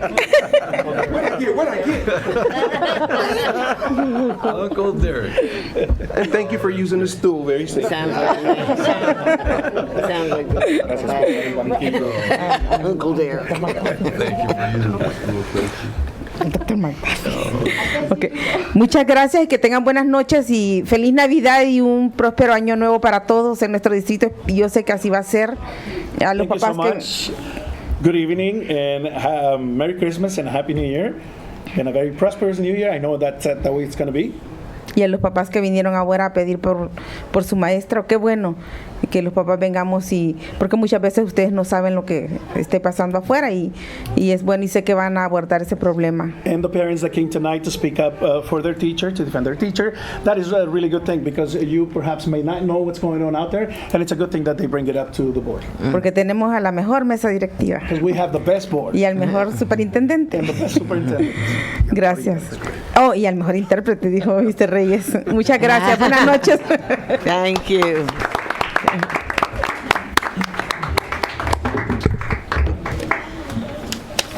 Okay, Scott Berghofer.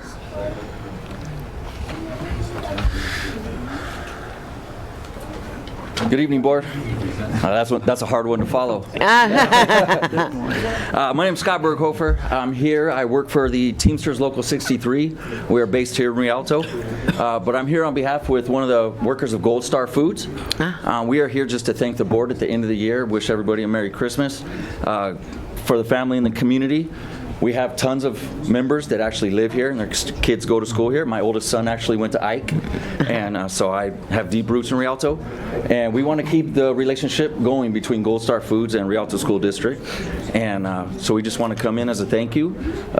They're a part of the good food purchasing policy, so they deliver excellent food to the kids, and raise one of the guys that tries to make sure that that happens. So that, you know, we all know that these kids, a lot of the times, school lunches and school breakfast is the only meal that they get. Right. So we appreciate you guys. It's a sustainable job. Not everybody goes to college, so some of these students may end up working at Gold Star someday, right? So we just want to come and say thank you. Well, we appreciate it, and thank you too. Thank you. Quick comment. Yes. I just watched that movie, The Irishman. Yeah. And still don't know what happened to Jimmy Hoffa. Yeah, nobody does. I'll be honest, I don't think Frank did it. Well, we appreciate you guys' partnership. So Yes. Thank you, you very much. you. And have a Merry Christmas. Same to you guys. Thank you. likewise. Okay, I still have a slip for Myrna, but I don't know if she wanted to come back up. Oh, there she is. Okay.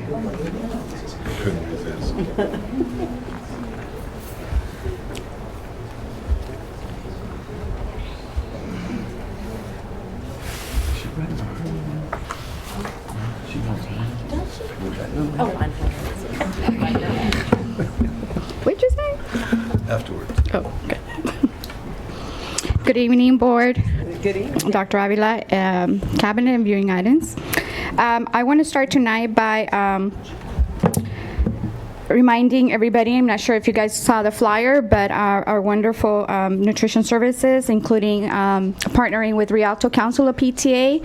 We are going to be stuffing the bus tomorrow. Are you guys aware of it? From noon to 5, we're going to be having a bus parked. Do we know which parking lot? Is it the front? The front. I don't know if you guys heard of Stuff the Bus. The toys, we're actually going to be doing the same thing. And along also with Cole Middle School, which is going to be filled with non-perishable foods, toys, and school supplies. And then, so please come and support. Rialto Council is going to be also having some food items for sale, hot chocolate. So please come and support. And with that, let's see. Today I was actually going over some stuff. There's a lot of stuff going on in the news, and I came across this poem that I'm not sure who wrote it. It was anonymous, but I just wanted you to hear this a little bit. And it goes, on Monday, and I don't know who heard it, but it goes like this. On Monday, Billy didn't have his homework. And when the teacher asked him why, he said, because a monster ripped it up, after I told him a lie. You know, monsters don't exist, said the teacher, and if you don't turn in your homework, you will have no recess.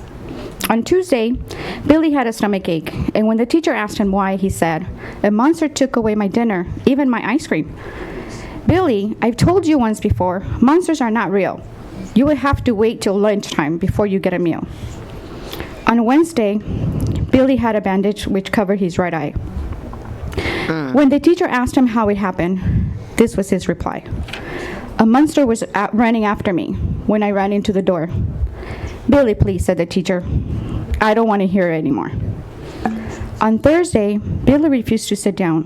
When the teacher asked him why, Billy said, a monster whipped my bottom because I started to cry. Billy, said the teacher, is getting out of hand. And if you continue with these stories, I will send you to the office. On Friday, Billy didn't come to school. When the teacher found out why, she said a little prayer to God in hopes Billy would survive. For a monster had bitten Billy and threatened him with a knife. Now Billy lays in a hospital bed fighting for his life. So teachers, please remember that monsters are for real. Listen closely to kids' stories and wonder.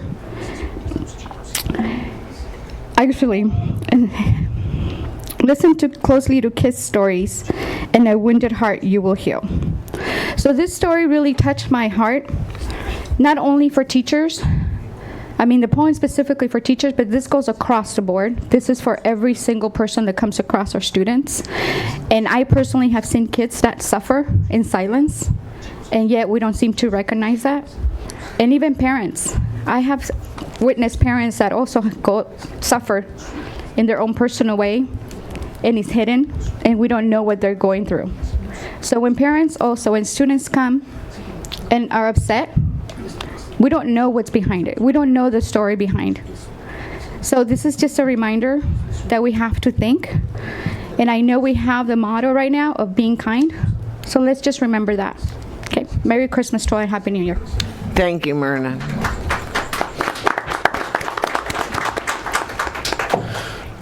Okay. Now, public comments on agenda items. Any person wishing to speak on any item on the agenda will be granted 3 minutes, and we had no slips for that, so we're going to move on. Comments from Association Executive Board members. First, we have Rialto Education Association, REA. Hello again, Lisa Lindberg, President of the Rialto Education Association. Congratulations, Mrs. O'Kelly, on the honor at Eisenhower the other day. I'm very happy for you. Thank you. It was incredible. Thank you. Yeah, it was great. Earlier, we had 300 plus REA members outside protesting, teachers, nurses, speech therapists, counselors, etc. And I wanted to tell you, 300 people have not shown up at a board meeting in Rialto in over a decade. So this had nothing to do with not getting a COLA or worried our benefits were going to be cut. It had to do with our classrooms. And I think that's a powerful message that you really need to listen to. And I also want to say that those 300 people out there, I had teachers bringing me bags of clothing for the clothing tree, because word on the street was our kids need jackets, our kids need sweaters, our kids need boots, what have you. And so I had teachers bringing bags of clothing because they knew I'd be there with my big red truck, and my whole truck is filled with bags of clothing, which I'll deliver to the clothing tree this week. So what I'm trying to say is, even though they're out there protesting, they're still thinking about their students. They're still doing that. So since I was up at the podium last time, and I was pretty hot under the collar, I'm not gonna say I wasn't. We've had some more incidents happen, and I'm going to continue to share these incidents with you because I want to change. This will not be the last time we have this many people show up at a board meeting. It will happen again until we see change. So since I was up here last, at that same middle school, a student released pepper spray inside a classroom. And the teacher and her students were injured. And the teacher was out for 2 days because she was sprayed with the pepper spray. And I don't know how many of her students were out, but that happened. A third grader last week jumped on his teacher when she asked him to expound more on the writing prompt. He returned to his seat, and then he decided when her back was turned that he would run up to her and shove her and jump on her back and start beating on her and pulling out her hair. The other third grade students had to pull him off of her, while some of the other third graders ran to get the teacher next door. This student has told his teacher he has anger issues. She's been asking for help at her site, and now this happened. So don't know what's going to happen with that little boy. At another site, elementary, this is a TK student, so we're talking a 4-year-old, repeatedly punching his 7-month pregnant teacher in the stomach. When she had the office come and remove him, he was gone for 20 minutes, and the principal returned him to the class. Fortunately, this is a former REA rep, and she knew her rights to classroom suspend, and she said, no, he will not be returning today, and he will not be returning tomorrow. So these are just 3 incidents that were reported to me. There's plenty out there that teachers do not report to me. I know a number of our new teachers wanted to come this evening, but they were afraid because they're not tenured, and they're afraid they're going to lose their jobs. And I understand that. 33 years ago, I was a probationary teacher, but I went out on strike because I didn't give a damn. I thought what we had to say was more important than whether or not I kept my job. But I understand, it's tough times, people need their benefits, they need their paycheck, but they were with us in spirit. But they're also suffering, and these are brand new teachers. And we sent 52 of them to San Diego last weekend, and they did have a couple sessions on classroom management and things like that, but they're worried. They're getting cussed out. They don't know what to do when they're cussed out. They're not taught that in college. Our veteran teachers are seeing more violent behaviors that they're not used to seeing. And like I told the superintendent and his cabinet the other day, I really don't want to hear that, what did the teacher do to trigger him, or what are the teachers not doing? This is a different animal that's out there. And I'm not talking about the kids being animals. I'm talking about it's just a different atmosphere that I've been out of the classroom 9 years now, and I am just astounded at what I'm hearing and seeing when I go to the site. So this won't be the last time you hear from us until we see a change. Thanks. Thank you. Okay, moving on. California School Employees Association, CSEA. Yes, there he is. Good evening, Rialto Unified family. The word unified has a very significant meaning in our title. Tonight I want to state that classified staff are unified with REA on their stance on safety in our schools.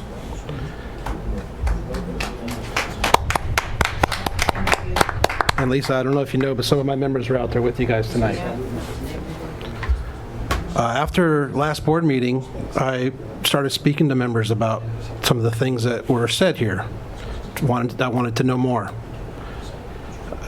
There are members that are getting injured on the job from students. Now, I don't want the community to think this is a negative towards the parents or the students in our district. It's not. We're asking for help. We want to be trained. We want to be able to handle situations appropriately to protect ourselves and protect the students. I think about my own position in this district. As a maintenance employee, I'm on school sites 90% of the time. I have zero training on how to deal with this situation. If a fight were to break out in front of me, I might injure a student, or I might get injured if I were to step in. If I didn't step in, the parents would be standing here telling you about how I stood by and did nothing. And quite possibly that could end up in a courtroom. That's not a position we want to be in. All staff, regardless of classified, certificated management, we have a responsibility to student safety, and we all need to know how to handle that situation. It's very important. Moving on, I want to say congratulations to Nancy. Thank you. I was at your dedication. I know. As like I said before, as a former student, very proud moment. Oh, it was magnificent. Also tonight, I wanted to say to the family of Rod Campbell, send my condolences. Rod was not just a teacher, he was a very good friend to all classified staff. I can't think of a single time that when I saw him on campus, it didn't matter if he was 10 feet away or across the quad, he made a point to say hello. Right. If I saw him in the staff room, he always asked, how are you doing? How's your family? How's your kids? That's the kind of person he was. Even after he retired, we saw him here. Mm-hmm. He cared about what went on in this community, in this district. It's a great loss to all of us. Yes, it is. My condolences. And that's it. I hope everybody has a happy holiday. I can't wait to see you all in January. I have a lot to talk about our upcoming plans for the year, and Merry Christmas. Merry Christmas to you too, Chris.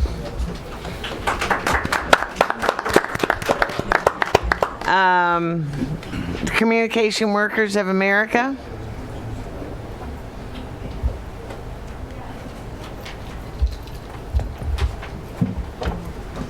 And we also stand with REA and what they brought up. This is very concerning, and it's traumatizing, not just for the staff, but also the students. Mm-hmm. And it seems like there's some issues there with personal space and boundaries and such.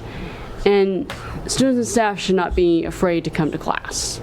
And I think with some of what they mentioned, people may start becoming afraid to come to class. So hopefully things can be worked out so that no one has to be afraid or traumatized when they're in class. And thank you. Thank you. And the Rialto School Managers Association.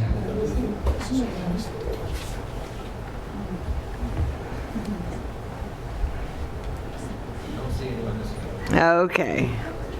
So we're moving on to comments from the superintendent. And thank you, President O'Kelly, and congratulations to you. Thank you. For taking the helm there as president once again. Just a quick congratulations to Nancy Abrahimi for her key to the district, exceptional choice. I have heard nothing but amazing things about her since I've been here in the district. Also I did make these announcements in advance, but now they have happened, so congratulations to Jessica Buckle, Carter High School teacher, for her being selected as 2019 Outstanding History Social Science Educator by the Inland Empire Council for Social Studies, and also for Mr. Armando Urtiaga, principal at Cove Middle School, for earning the California League of Middle Schools VIP Educator of the Year, and Miss Amy Lewis, Cusera Middle School teacher, for being California Middle School Teacher of the Year finalist. And also, once again, to Mrs. Nancy G. O'Kelly for being honored with having the administration building dedicated at Eisenhower High School dedicated in her name. It was an amazing event, lots of great folks, positive energy there. Congratulations, well deserved. And also earlier this morning, I didn't have the opportunity to attend the East Kiwanis Club of Rialto, but still want to recognize those students who were honored. From Eisenhower High School, Irma Verde, Saul Salazar Morales, and from Carter High School students, Lauren Dunn and Gabriel Knights Herrera, as students of the month for each of the schools. And also, just want to thank counselors, Mrs. Cole and Mr. Wilson, along with Ike Principal, Mr. Camacho, and Carter Principal, Dr. Anderson, for showing up to support those kids who were very proud to see their principals there, and also proud because they also receive a $100 check right before Christmas. Congratulations to them. And also just want to thank the board, and in particular Mr. Montes, for his great leadership as president this past year, accomplished a number of things, and thank you so much for your leadership as president of the board this past year. And with that, just want to wish everybody a peaceful and happy Christmas holiday season. Thank you. Okay, let's start with our student board member, Aviance Douglas. Thank you, President O'Kelly. First, I wanted to mention that I went to the nutritional convention that was held at the Ontario Convention Center, and I just wanted to say that it was a great and fun experience for me. You know, it was good to meet the other students from different school districts and also from our district, and it was just a great experience for me. And I look forward to seeing the results of the food testings that we did, which is my favorite part. And so that's good. Congratulations to Miss O'Kelly again to her building dedication at Eisenhower High School. I was there and I was glad to be a part of it. And just congratulations again. Thank you. Next is our wellness center at Carter High School is going very successfully, I believe, especially during this last finals week, as I've gone twice this week. So to relieve the stress? Yes.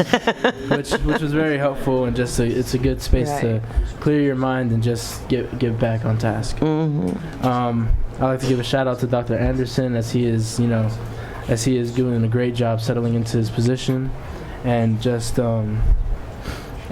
hearing students' voices. He's always outside in the quad or trying to interact with the students and trying to talk to them, which is a great thing that I see every day. Our next Principal Advisory Committee is coming up this Friday, and I look forward to that as well. And I also wanted to comment a little bit on the cell phone action items that was given to us. I'm sorry, sir, I forgot your name, but I feel since I am a voice of the students, I just wanted to give it from a student point of view, what I believe this can help and also can affect the students. I feel like it's a good idea. It's a great start, I feel. But as I was reading some of these policies, like the No Earbuds policy and and crack down on abusers of these policies. Just, I feel it may be a little too harsh for the students. I understand the fact of cyberbullying and all that stuff, and trying to keep the phones away and keep them in their backpacks all day, but the reality is that most students aren't going to follow these new rules and guidelines that we may try to set out for them. But so I feel like that crackdown on abusers thing is just going to make more kids, get in trouble than anything else. And we can't control cyberbullying outside of school. This is always going to be stuff that happens. Like, I know the fights that happen because of people texting, and it's just, gets around on social media, oh, such and such, or these two people are going to fight over something dumb. So although trying to keep that policy of keeping it in your backpack during daytime may help a little bit, but it also may cause more students to rebel, and also cyberbullying cannot be controlled outside of school.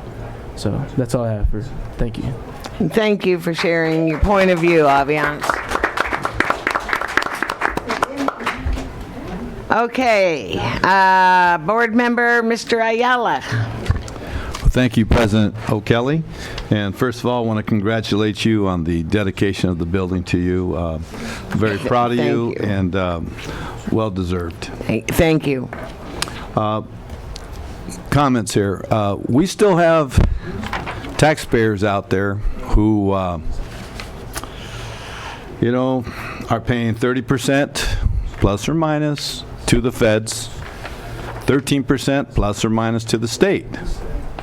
Some of them don't have any more children to have to worry about. For a while, and even up to date, education has been challenged by a percentage of taxpayers who feel maybe they shouldn't be paying any more taxes, especially for someone else's children. The reality is that we all benefit, some directly and some indirectly, from the educational system. If we're going to continue to move forward, we need a system of inclusion. The sooner we get together with our children, especially from diverse cultures, and put them in the sandbox, we've talked about this before, the benefits start.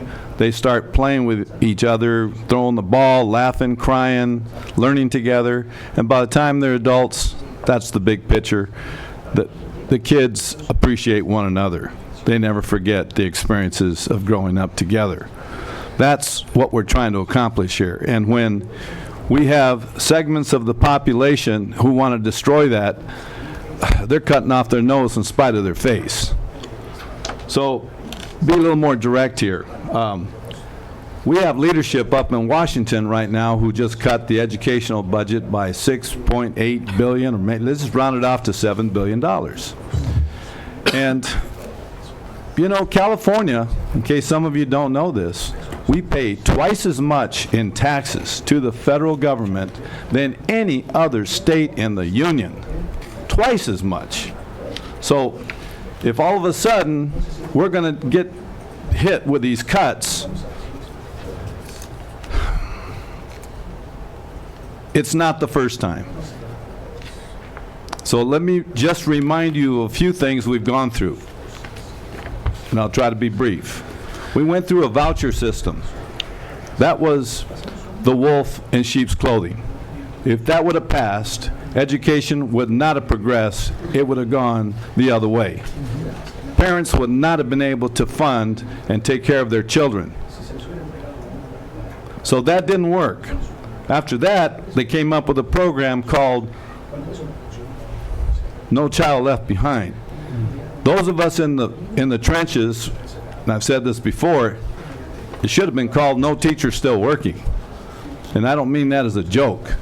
But what it did, it changed the way we taught our kids. It went from teaching to the level of the child to teaching to a level of a test.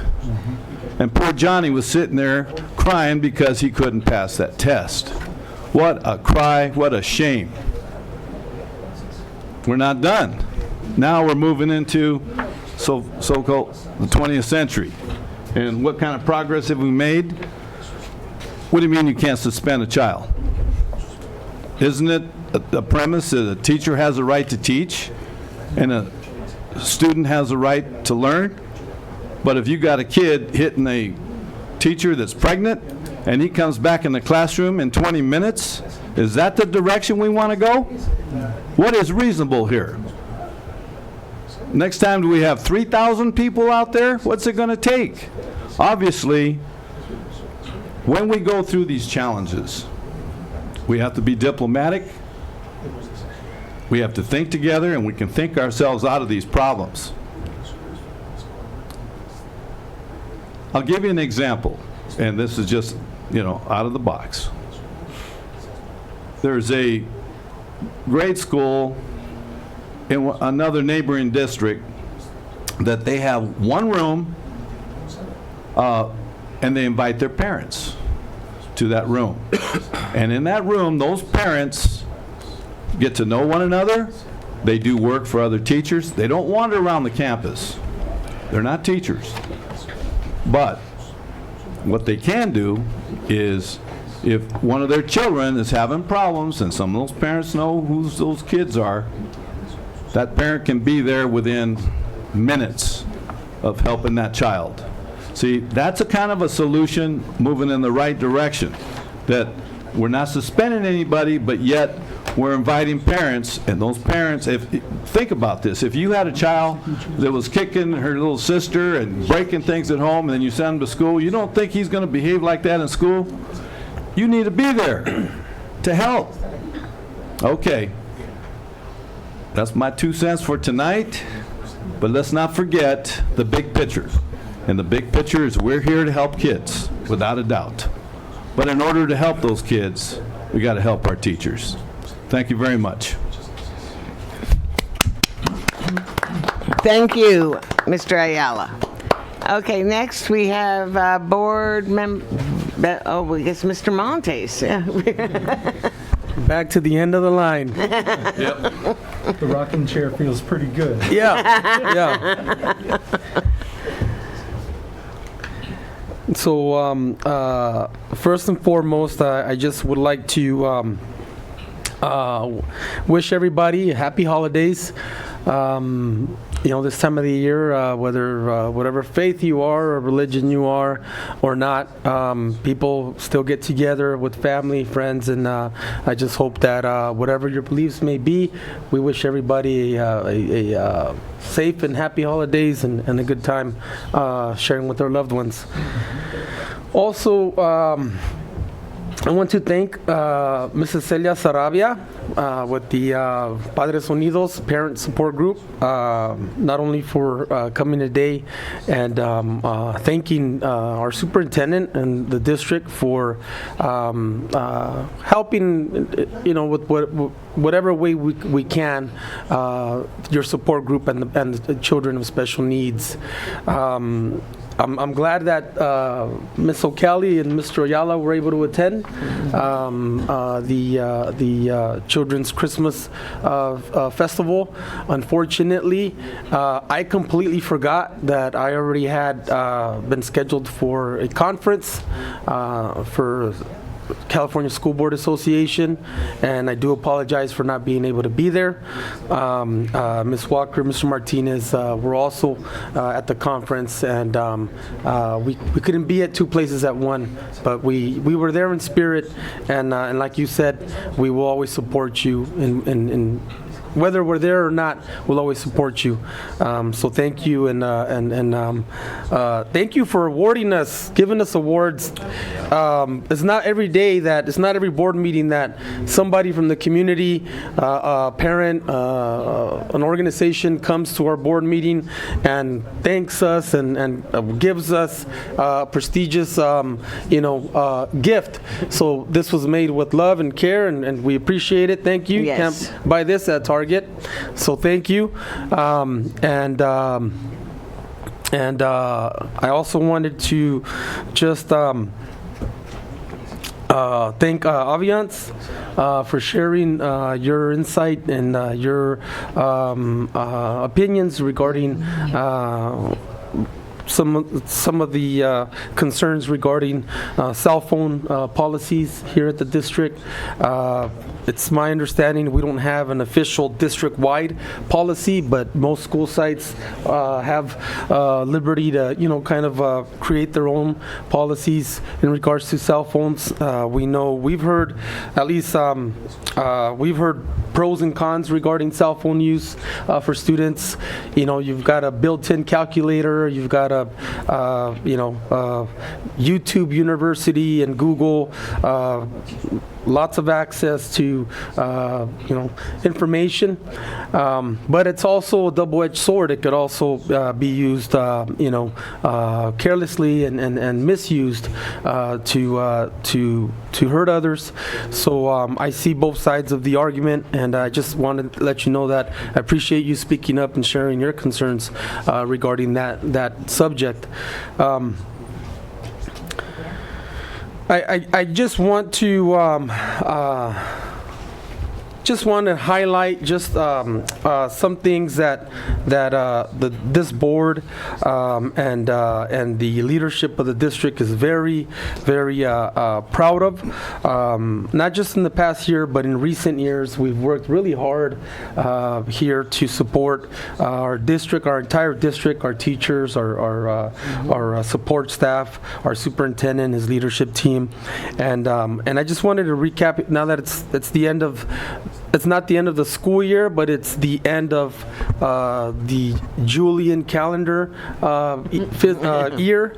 And I just wanted to just reminisce on lots of the great progress that the district as a whole has made in recent times. The customer care training, from personnel services and their whole leadership with that. How many organizations out there, particularly public, this is something that's usually done in the private sector, how many public agencies out there focus on customer care training? What a beautiful thing to witness. This district and the people who serve here taking training and taking seminars on customer care, customer service. It really plays into the whole kindness movement here. The personnel also, implemented the teacher recruitment fair, and that was a big recruitment fair. So that's just a couple things. I wanted to also point out lots of the education service achievements. The increased graduation rate at our high schools, the recent implementation of ethnic studies, the teacher academy, improved A through G rate, reopening our registration center, which many of us remember it being closed some years ago, reopening that, online student registration, implementing wellness centers at all of our high schools. And middle schools. And middle schools.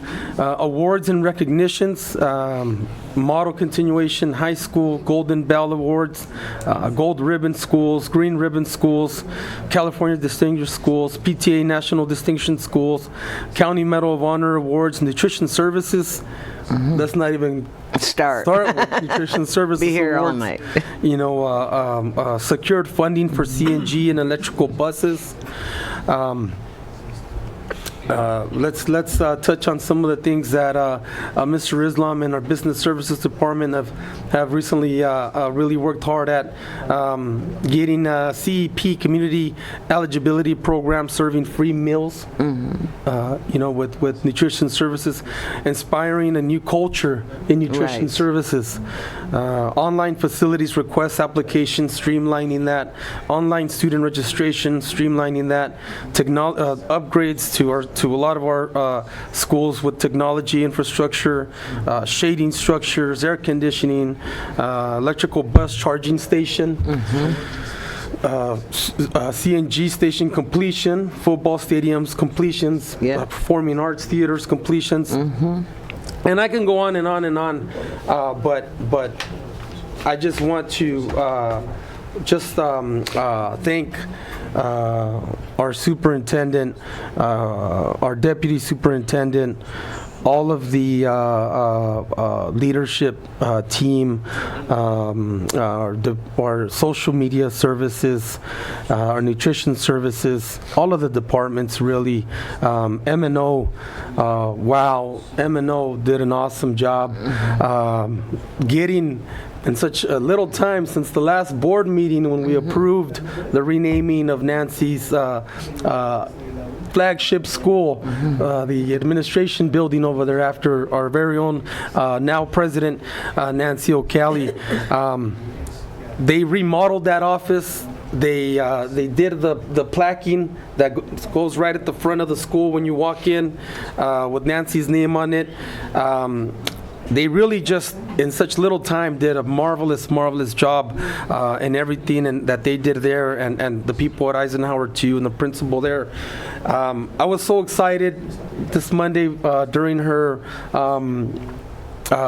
renaming ceremony that when it was time for me to present her the plaque, the plaque that is going to go inside the building.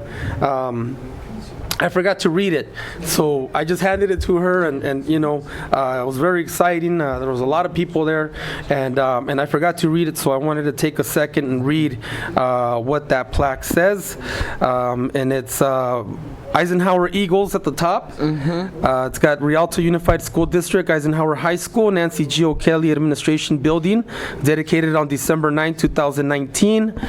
Nancy G. O'Kelly with her signature on the side, and on the other side it says, honoring a 4-decade career as a teacher, administrator, and Board of Education member who has provided excellence in service to students, staff, and the education community of the Rialto Unified School District. Thank you.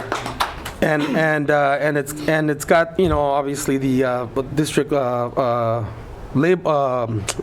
symbols on the sides, and our superintendent's name and the Board of Education on it.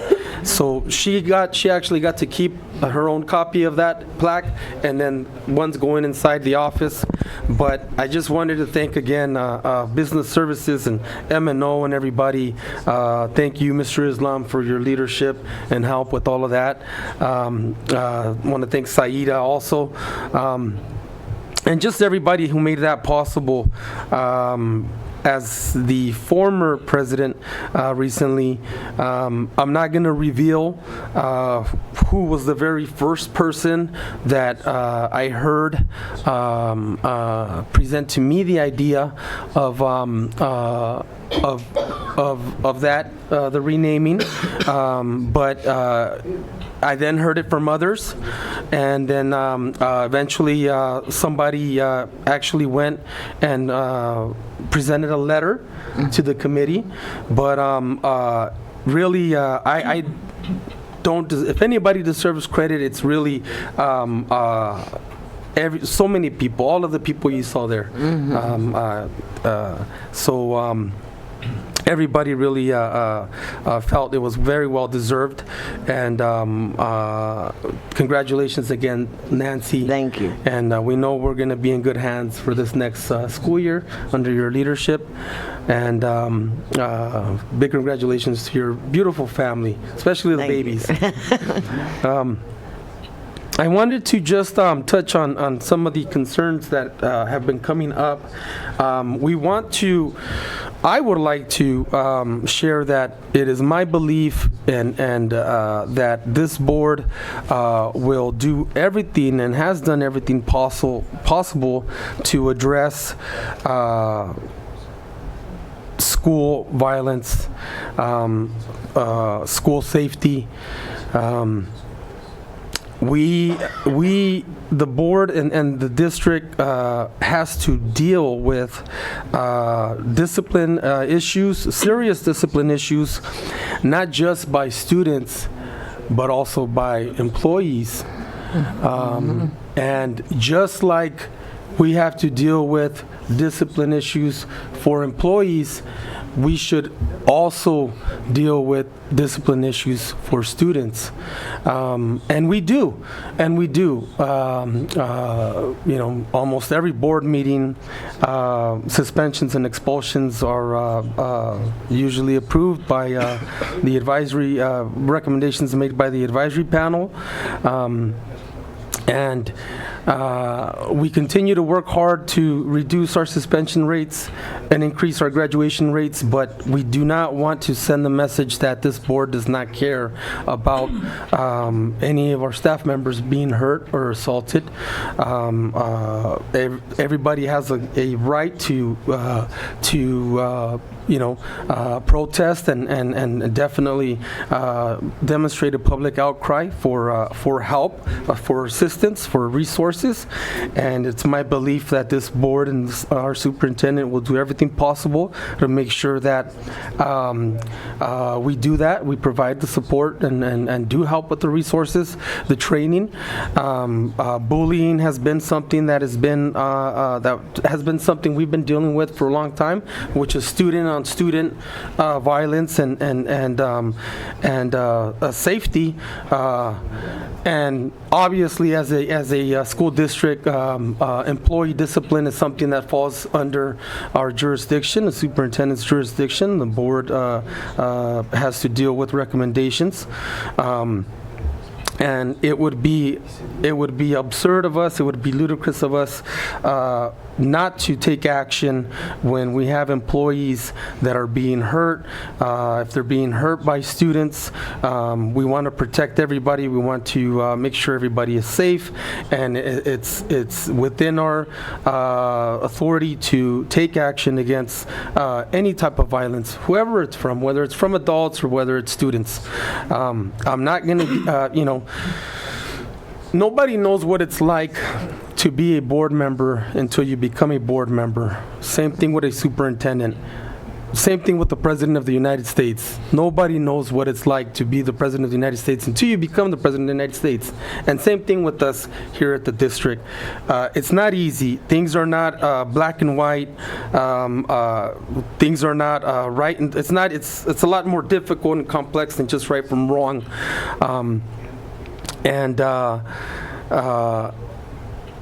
We come across a lot of situations where we wish we could just do this and do that, and it's not as easy. It's very complicated, but I believe that this board and our superintendent tries our best to deal with the situations that come forward.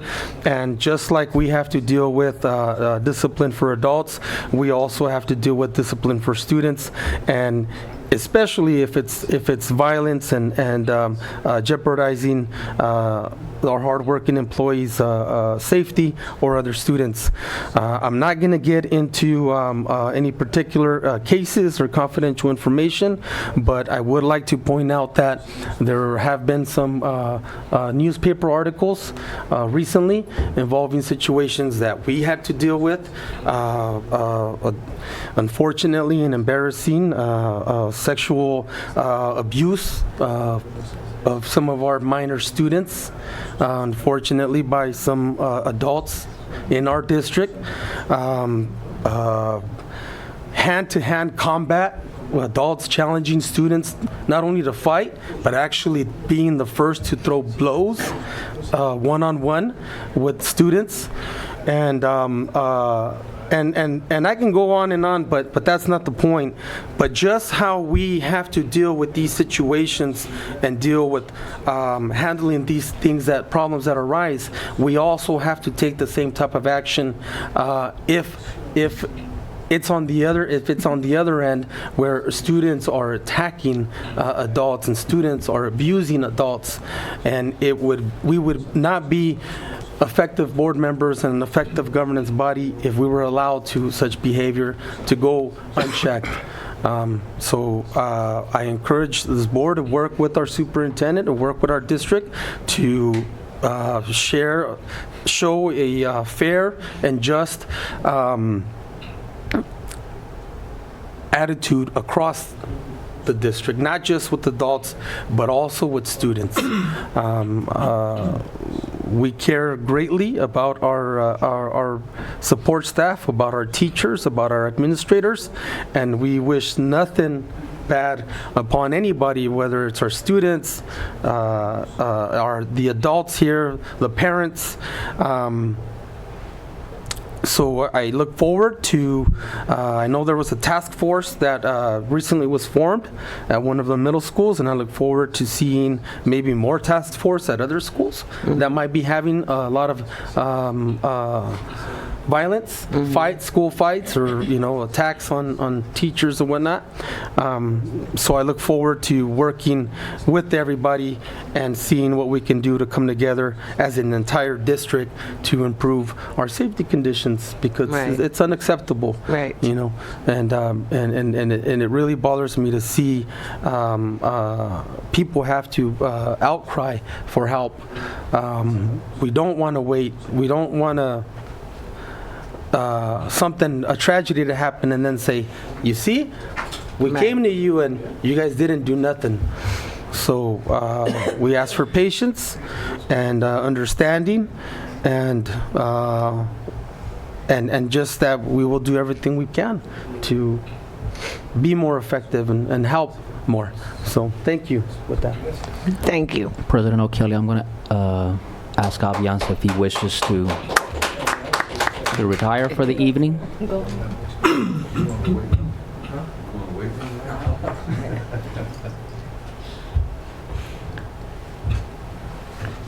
Have a Merry Christmas, Aviance.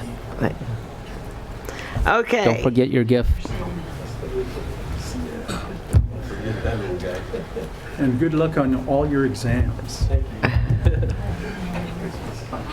Okay, Mr. Martinez, Board Clerk. Thank you, President O'Kelly. I've heard that before. And congratulations on it. Thank you. To the forefront here is the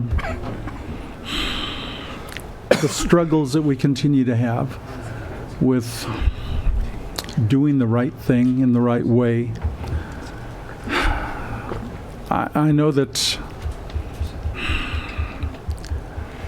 what is going on has to be stopped. I don't have answers, so I'm asking my Rialto family, from students to staff to community, if you know of a best practice or if you have ideas that come to your mind that we could use. There's no reason we should recreate the wheel from scratch. Some people are blaming PBIS. Well, maybe. Maybe it's the way we're implementing. Fontana is a recent winner of PBIS awards and recognitions, so it's nice and easy for us to check with them. I know that teachers per campus talk. Students talk. So when the topic comes up, once you feel like you've been heard and you've gotten it off your chest, so to speak, all the concerns, I'm going to ask you to stay on topic with solutions. Start talking to each other and saying, what can we do about it? And I'd like to hear those answers. I don't mind hearing the complaints, but that kind of holds us in that holding pattern. But when we start hearing solutions, then we can start improving things. Till then, I've got my ideas, and I will discuss them with Dr. Avila and the board, of course. But I have a feeling that all of us put together, when we put our minds together, we'll come up with better answers than one person.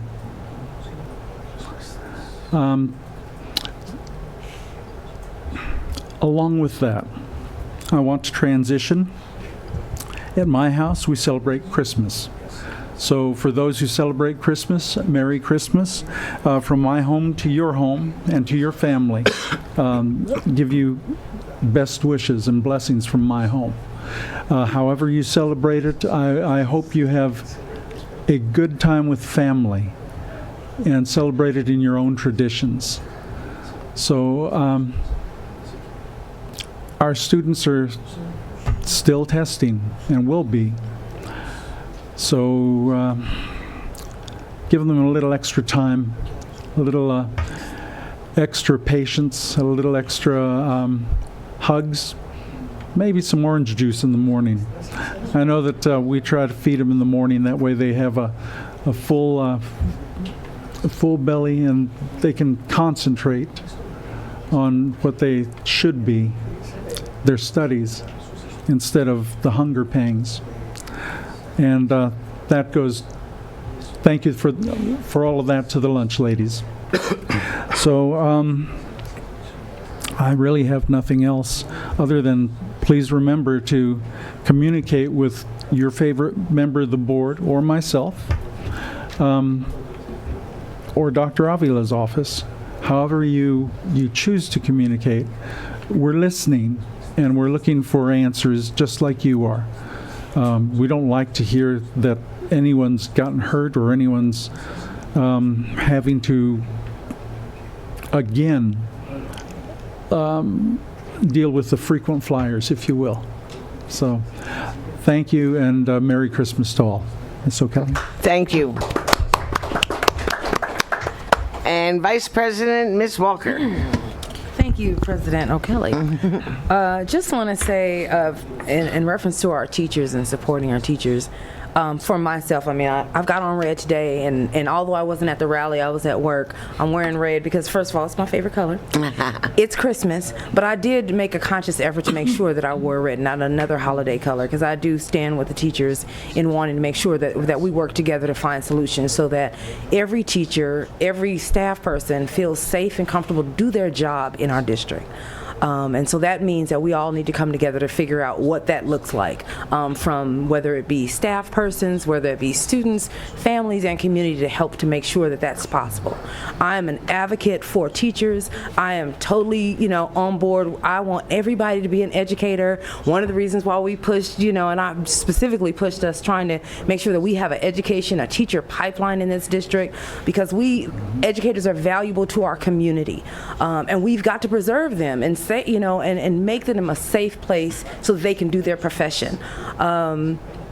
So whatever we need to do from that standpoint, I know that you all will work, together with the teachers, with the unions, and our other staff people to make that happen. So I just want to show my support for the faculty here in our district, and all those who support the teaching staff as well in that effort. So that's my first thing. Second thing, cell phone situation. When we come up with a cool cell phone policy, please, I need it, because then I can maybe enforce it in my household.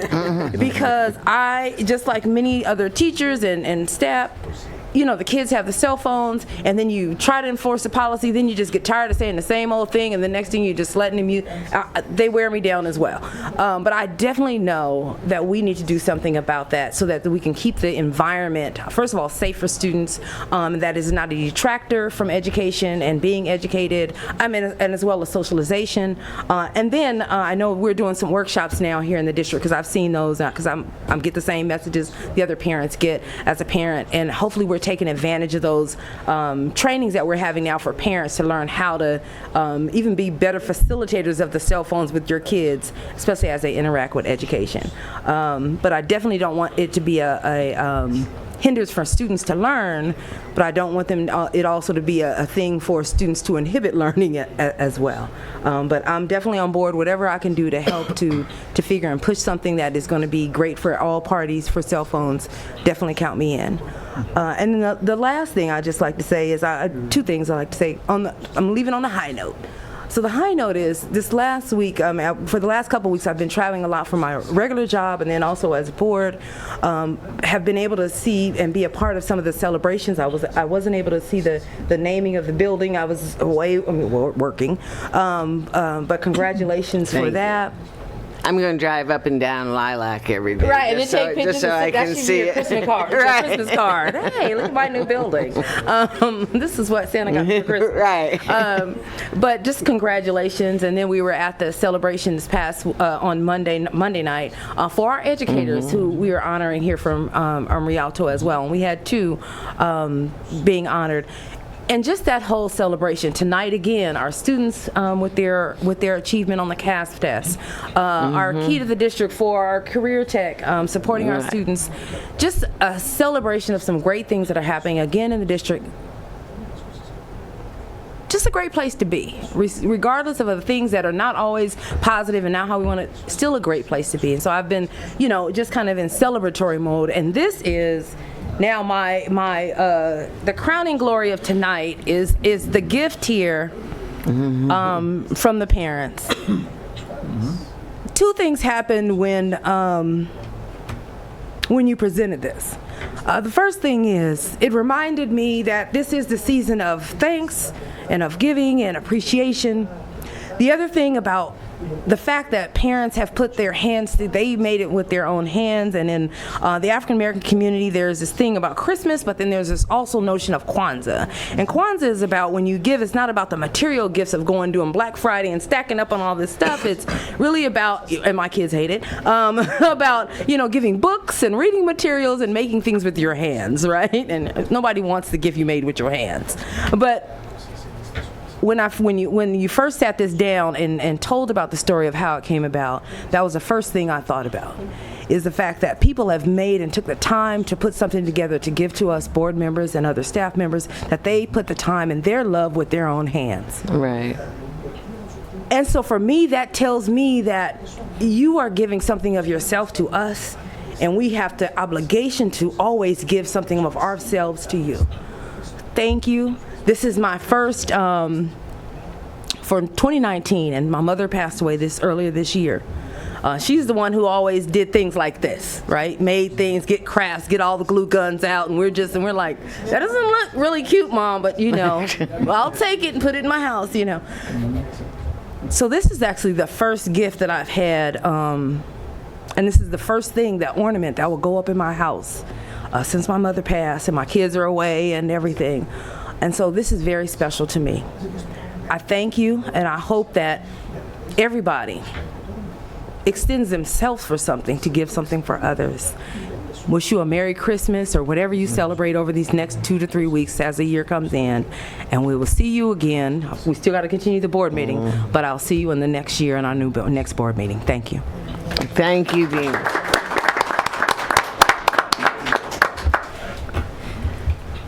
Okay, and now it's up to me. All right, I want to thank everybody for joining us tonight. This truly is, like the song says, the most wonderful time of the year. Very busy, but wonderful. I want to extend congratulations to Amy Lewis, Armando Urtiaga, and Jessica Buckle for the awards they have won in the past week at their different events. I want to thank Mr. Montes for an exceptional year of your leadership this past year. And I want to thank Ms. Saravia for bringing the lovely gifts from the parents. They're just beautiful.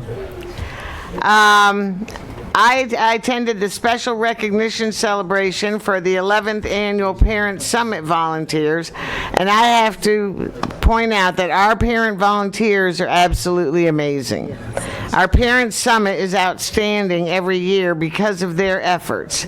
It was a wonderful celebration and luncheon. I also attended the annual Christmas party para los niños especiales at St. Catherine's Church. It's always a wonderful event for the parents and the district personnel, and most of all, los niños. And as I do every year, I attended the Eisenhower High School Choir's winter concert for 2019. I attend every year because it's always such an outstanding show. And it's truly a holiday thing I have to do, to watch those high school kids. They're amazing, just amazing. Choir director Stephanie Chamberlain is incredible, and the students look and sound like professionals. You sometimes think you're watching a Broadway show or something. It is always an evening of great entertainment. Those of you who know me know that I love this district, and I love all of the schools in the district. But Eisenhower High School will always have my heart. I was so surprised and astonished that the Facilities Naming Committee voted to dedicate the newly renovated administration building at Eisenhower to me. I wish it had looked that good when I worked there, but it's beautiful. Along the entryway to the school, the wall now says Nancy G. O'Kelly Administration Building. It's absolutely stunning. And the letters were handmade by teacher Eric Atkinson and his class at Eisenhower High School. So when you get a chance, drive past the front of Eisenhower and check it out. It's really beautiful. To have my name on the administration building of the school where I was principal means more than words can say. I want to thank Kelly Valencia for nominating me and writing a nomination letter for me, and the committee for believing in me. The celebration and unveiling of my name was held on Monday. What a momentous and incredible event it was. My grandchildren were all there, and they took one of the posters that advertised the event, and they have been showing that off to everybody and bragging about Grandma. So it's very cool. And I love the fact that years from now, after I'm gone, my grandchildren will be able to go by that school and see their grandma's name on that wall, and that's pretty special. I can't thank the people who made all this happen enough. First of all, I want to thank Board Member Edgar Montes and Superintendent Dr. Avila for making this event as spectacular as it was. Many thanks to Saida, Ricardo, Edith, and Matt in the Communications Department for all of your hard work in planning. Special thanks to Mohammed Islam and M&O for working so hard, especially all weekend, to make sure the administration building would look beautiful for the event. And many thanks to all of the wonderful people who came to the event, former co-workers, former students, and so many others. I saw people I hadn't seen for a long time. I just want everybody to know how extremely thankful and happy I am, and I am so, so honored. So thank you again for that prestigious honor. And have a very Merry Christmas, and we will see you in 2020.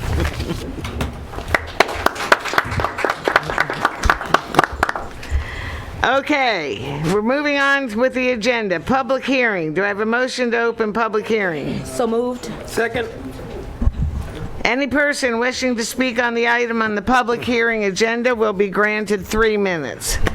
Public hearing is the Williams Settlement Annual Report for fiscal year 2018 to 19, reference D 1.1.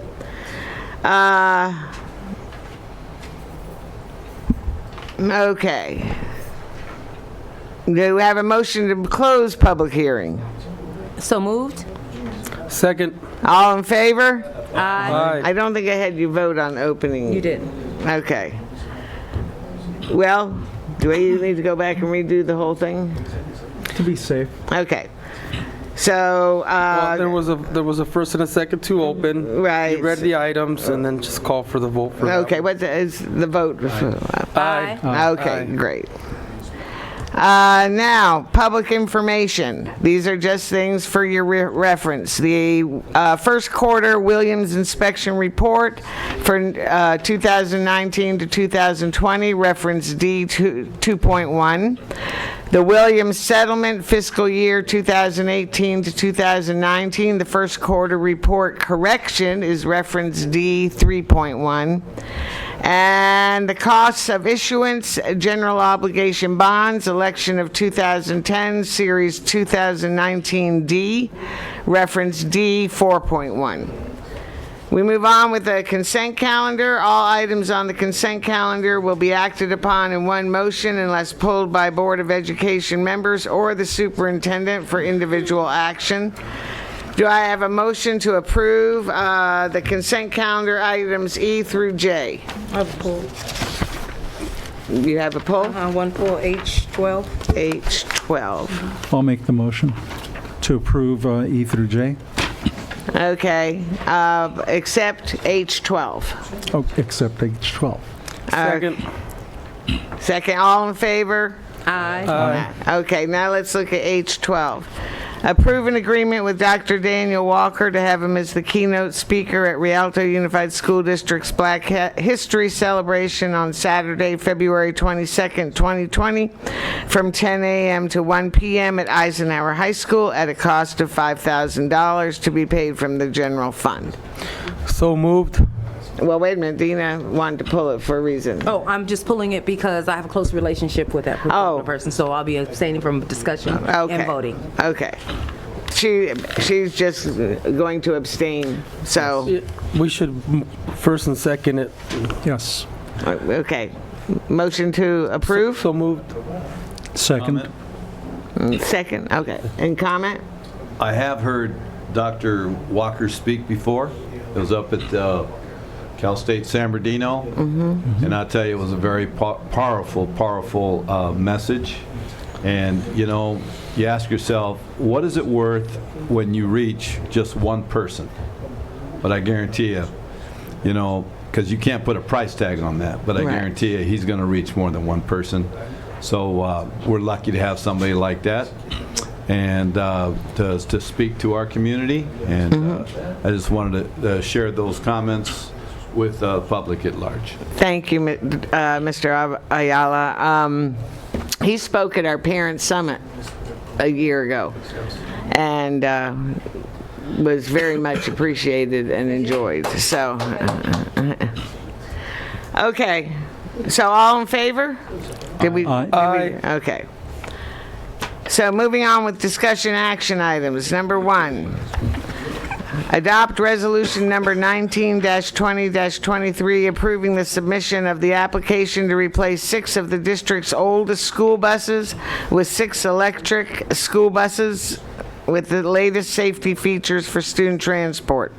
This is an effort to continue the district's commitment to reducing our carbon footprint in our community.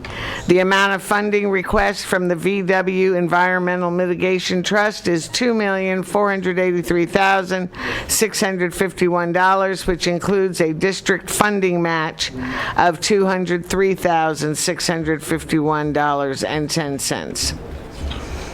Motion to approve? So moved. Second. Yes. All, any discussion? All in favor? Aye. Okay, number 2, approve the first year interim, fiscal year 2019-2020 first interim financial report as presented at no cost to the district.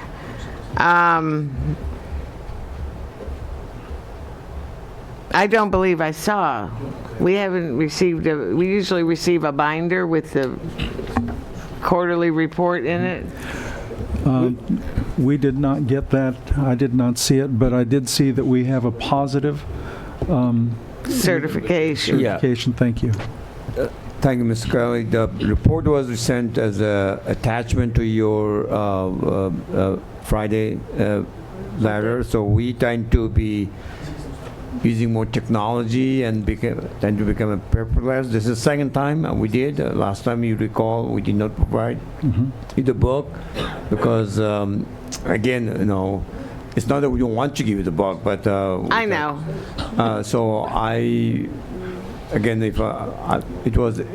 if you the summary is fine. There's no need to waste paper. We can always request the information. I guess I didn't see the attachment or something. So maybe make that clear that the report will be coming as an attachment. Sure, we'll do that. And if any member of the board likes to have a book, I have books available. We have a lot of books. We have a lot of books. We have a lot of books you home. already gave us at home. I have a bunch of empty binders from trying to recycle them, and exactly. Don't give me any more. I'll request a copy or email it to me. Okay, motion, do I have a first? A motion? Yes, so moved. Second. Okay, any discussion? All in favor? Aye. Aye.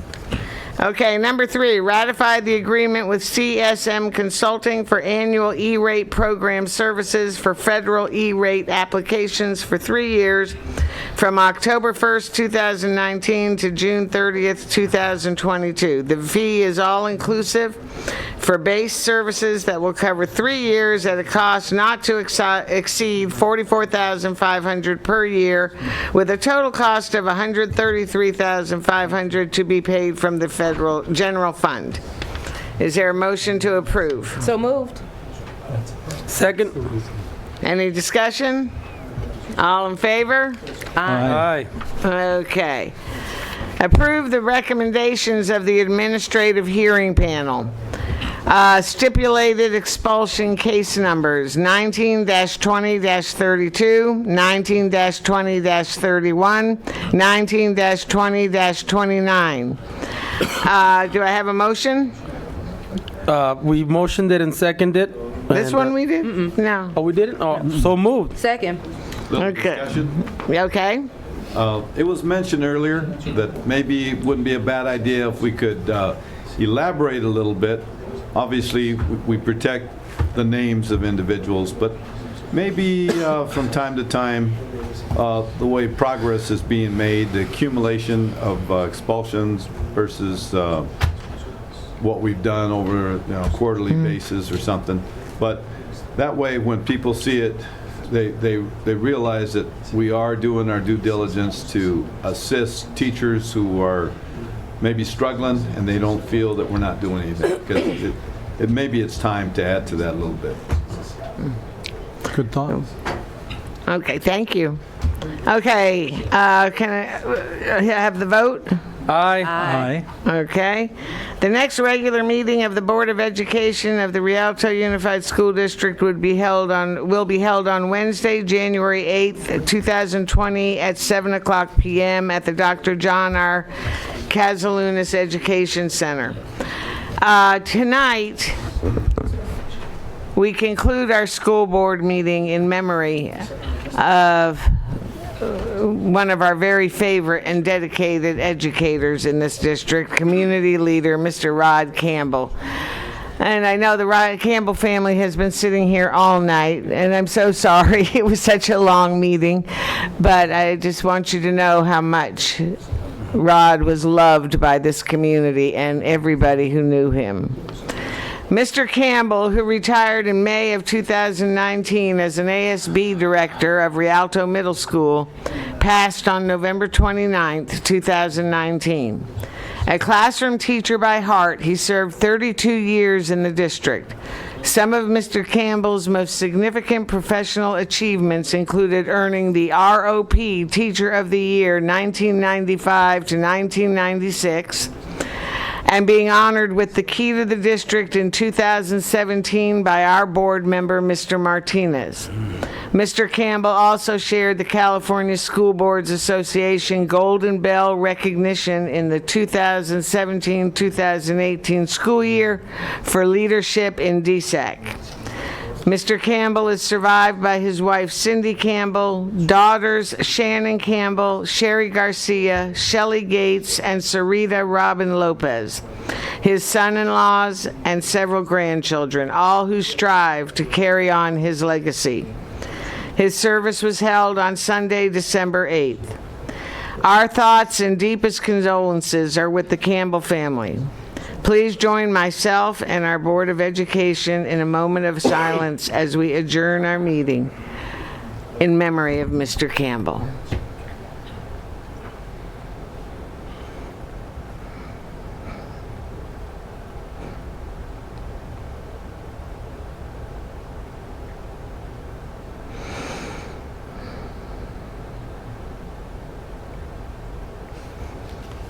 Thank you so much.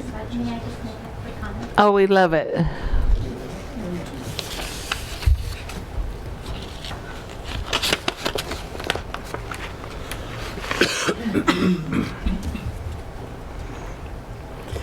My name is Cindy Campbell. I am Rod's wife, and his daughters are present, Shannon, Sherry, Shelley, and Sarita. I did just want to mention that Rod loved working for the Rialto Unified School District.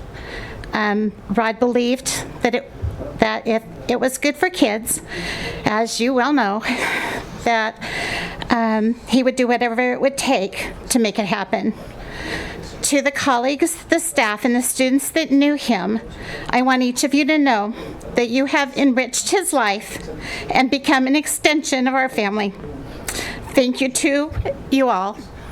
And as a side note, 25 bikes were donated and over 100 toys for the children of Rialto for the Las Colinas Toy Drive in legacy of my husband and his desire to help children. So I want to make sure that everyone knows and that we appreciate his being a part of Rialto. Thank you. Thank you so much. Thank you.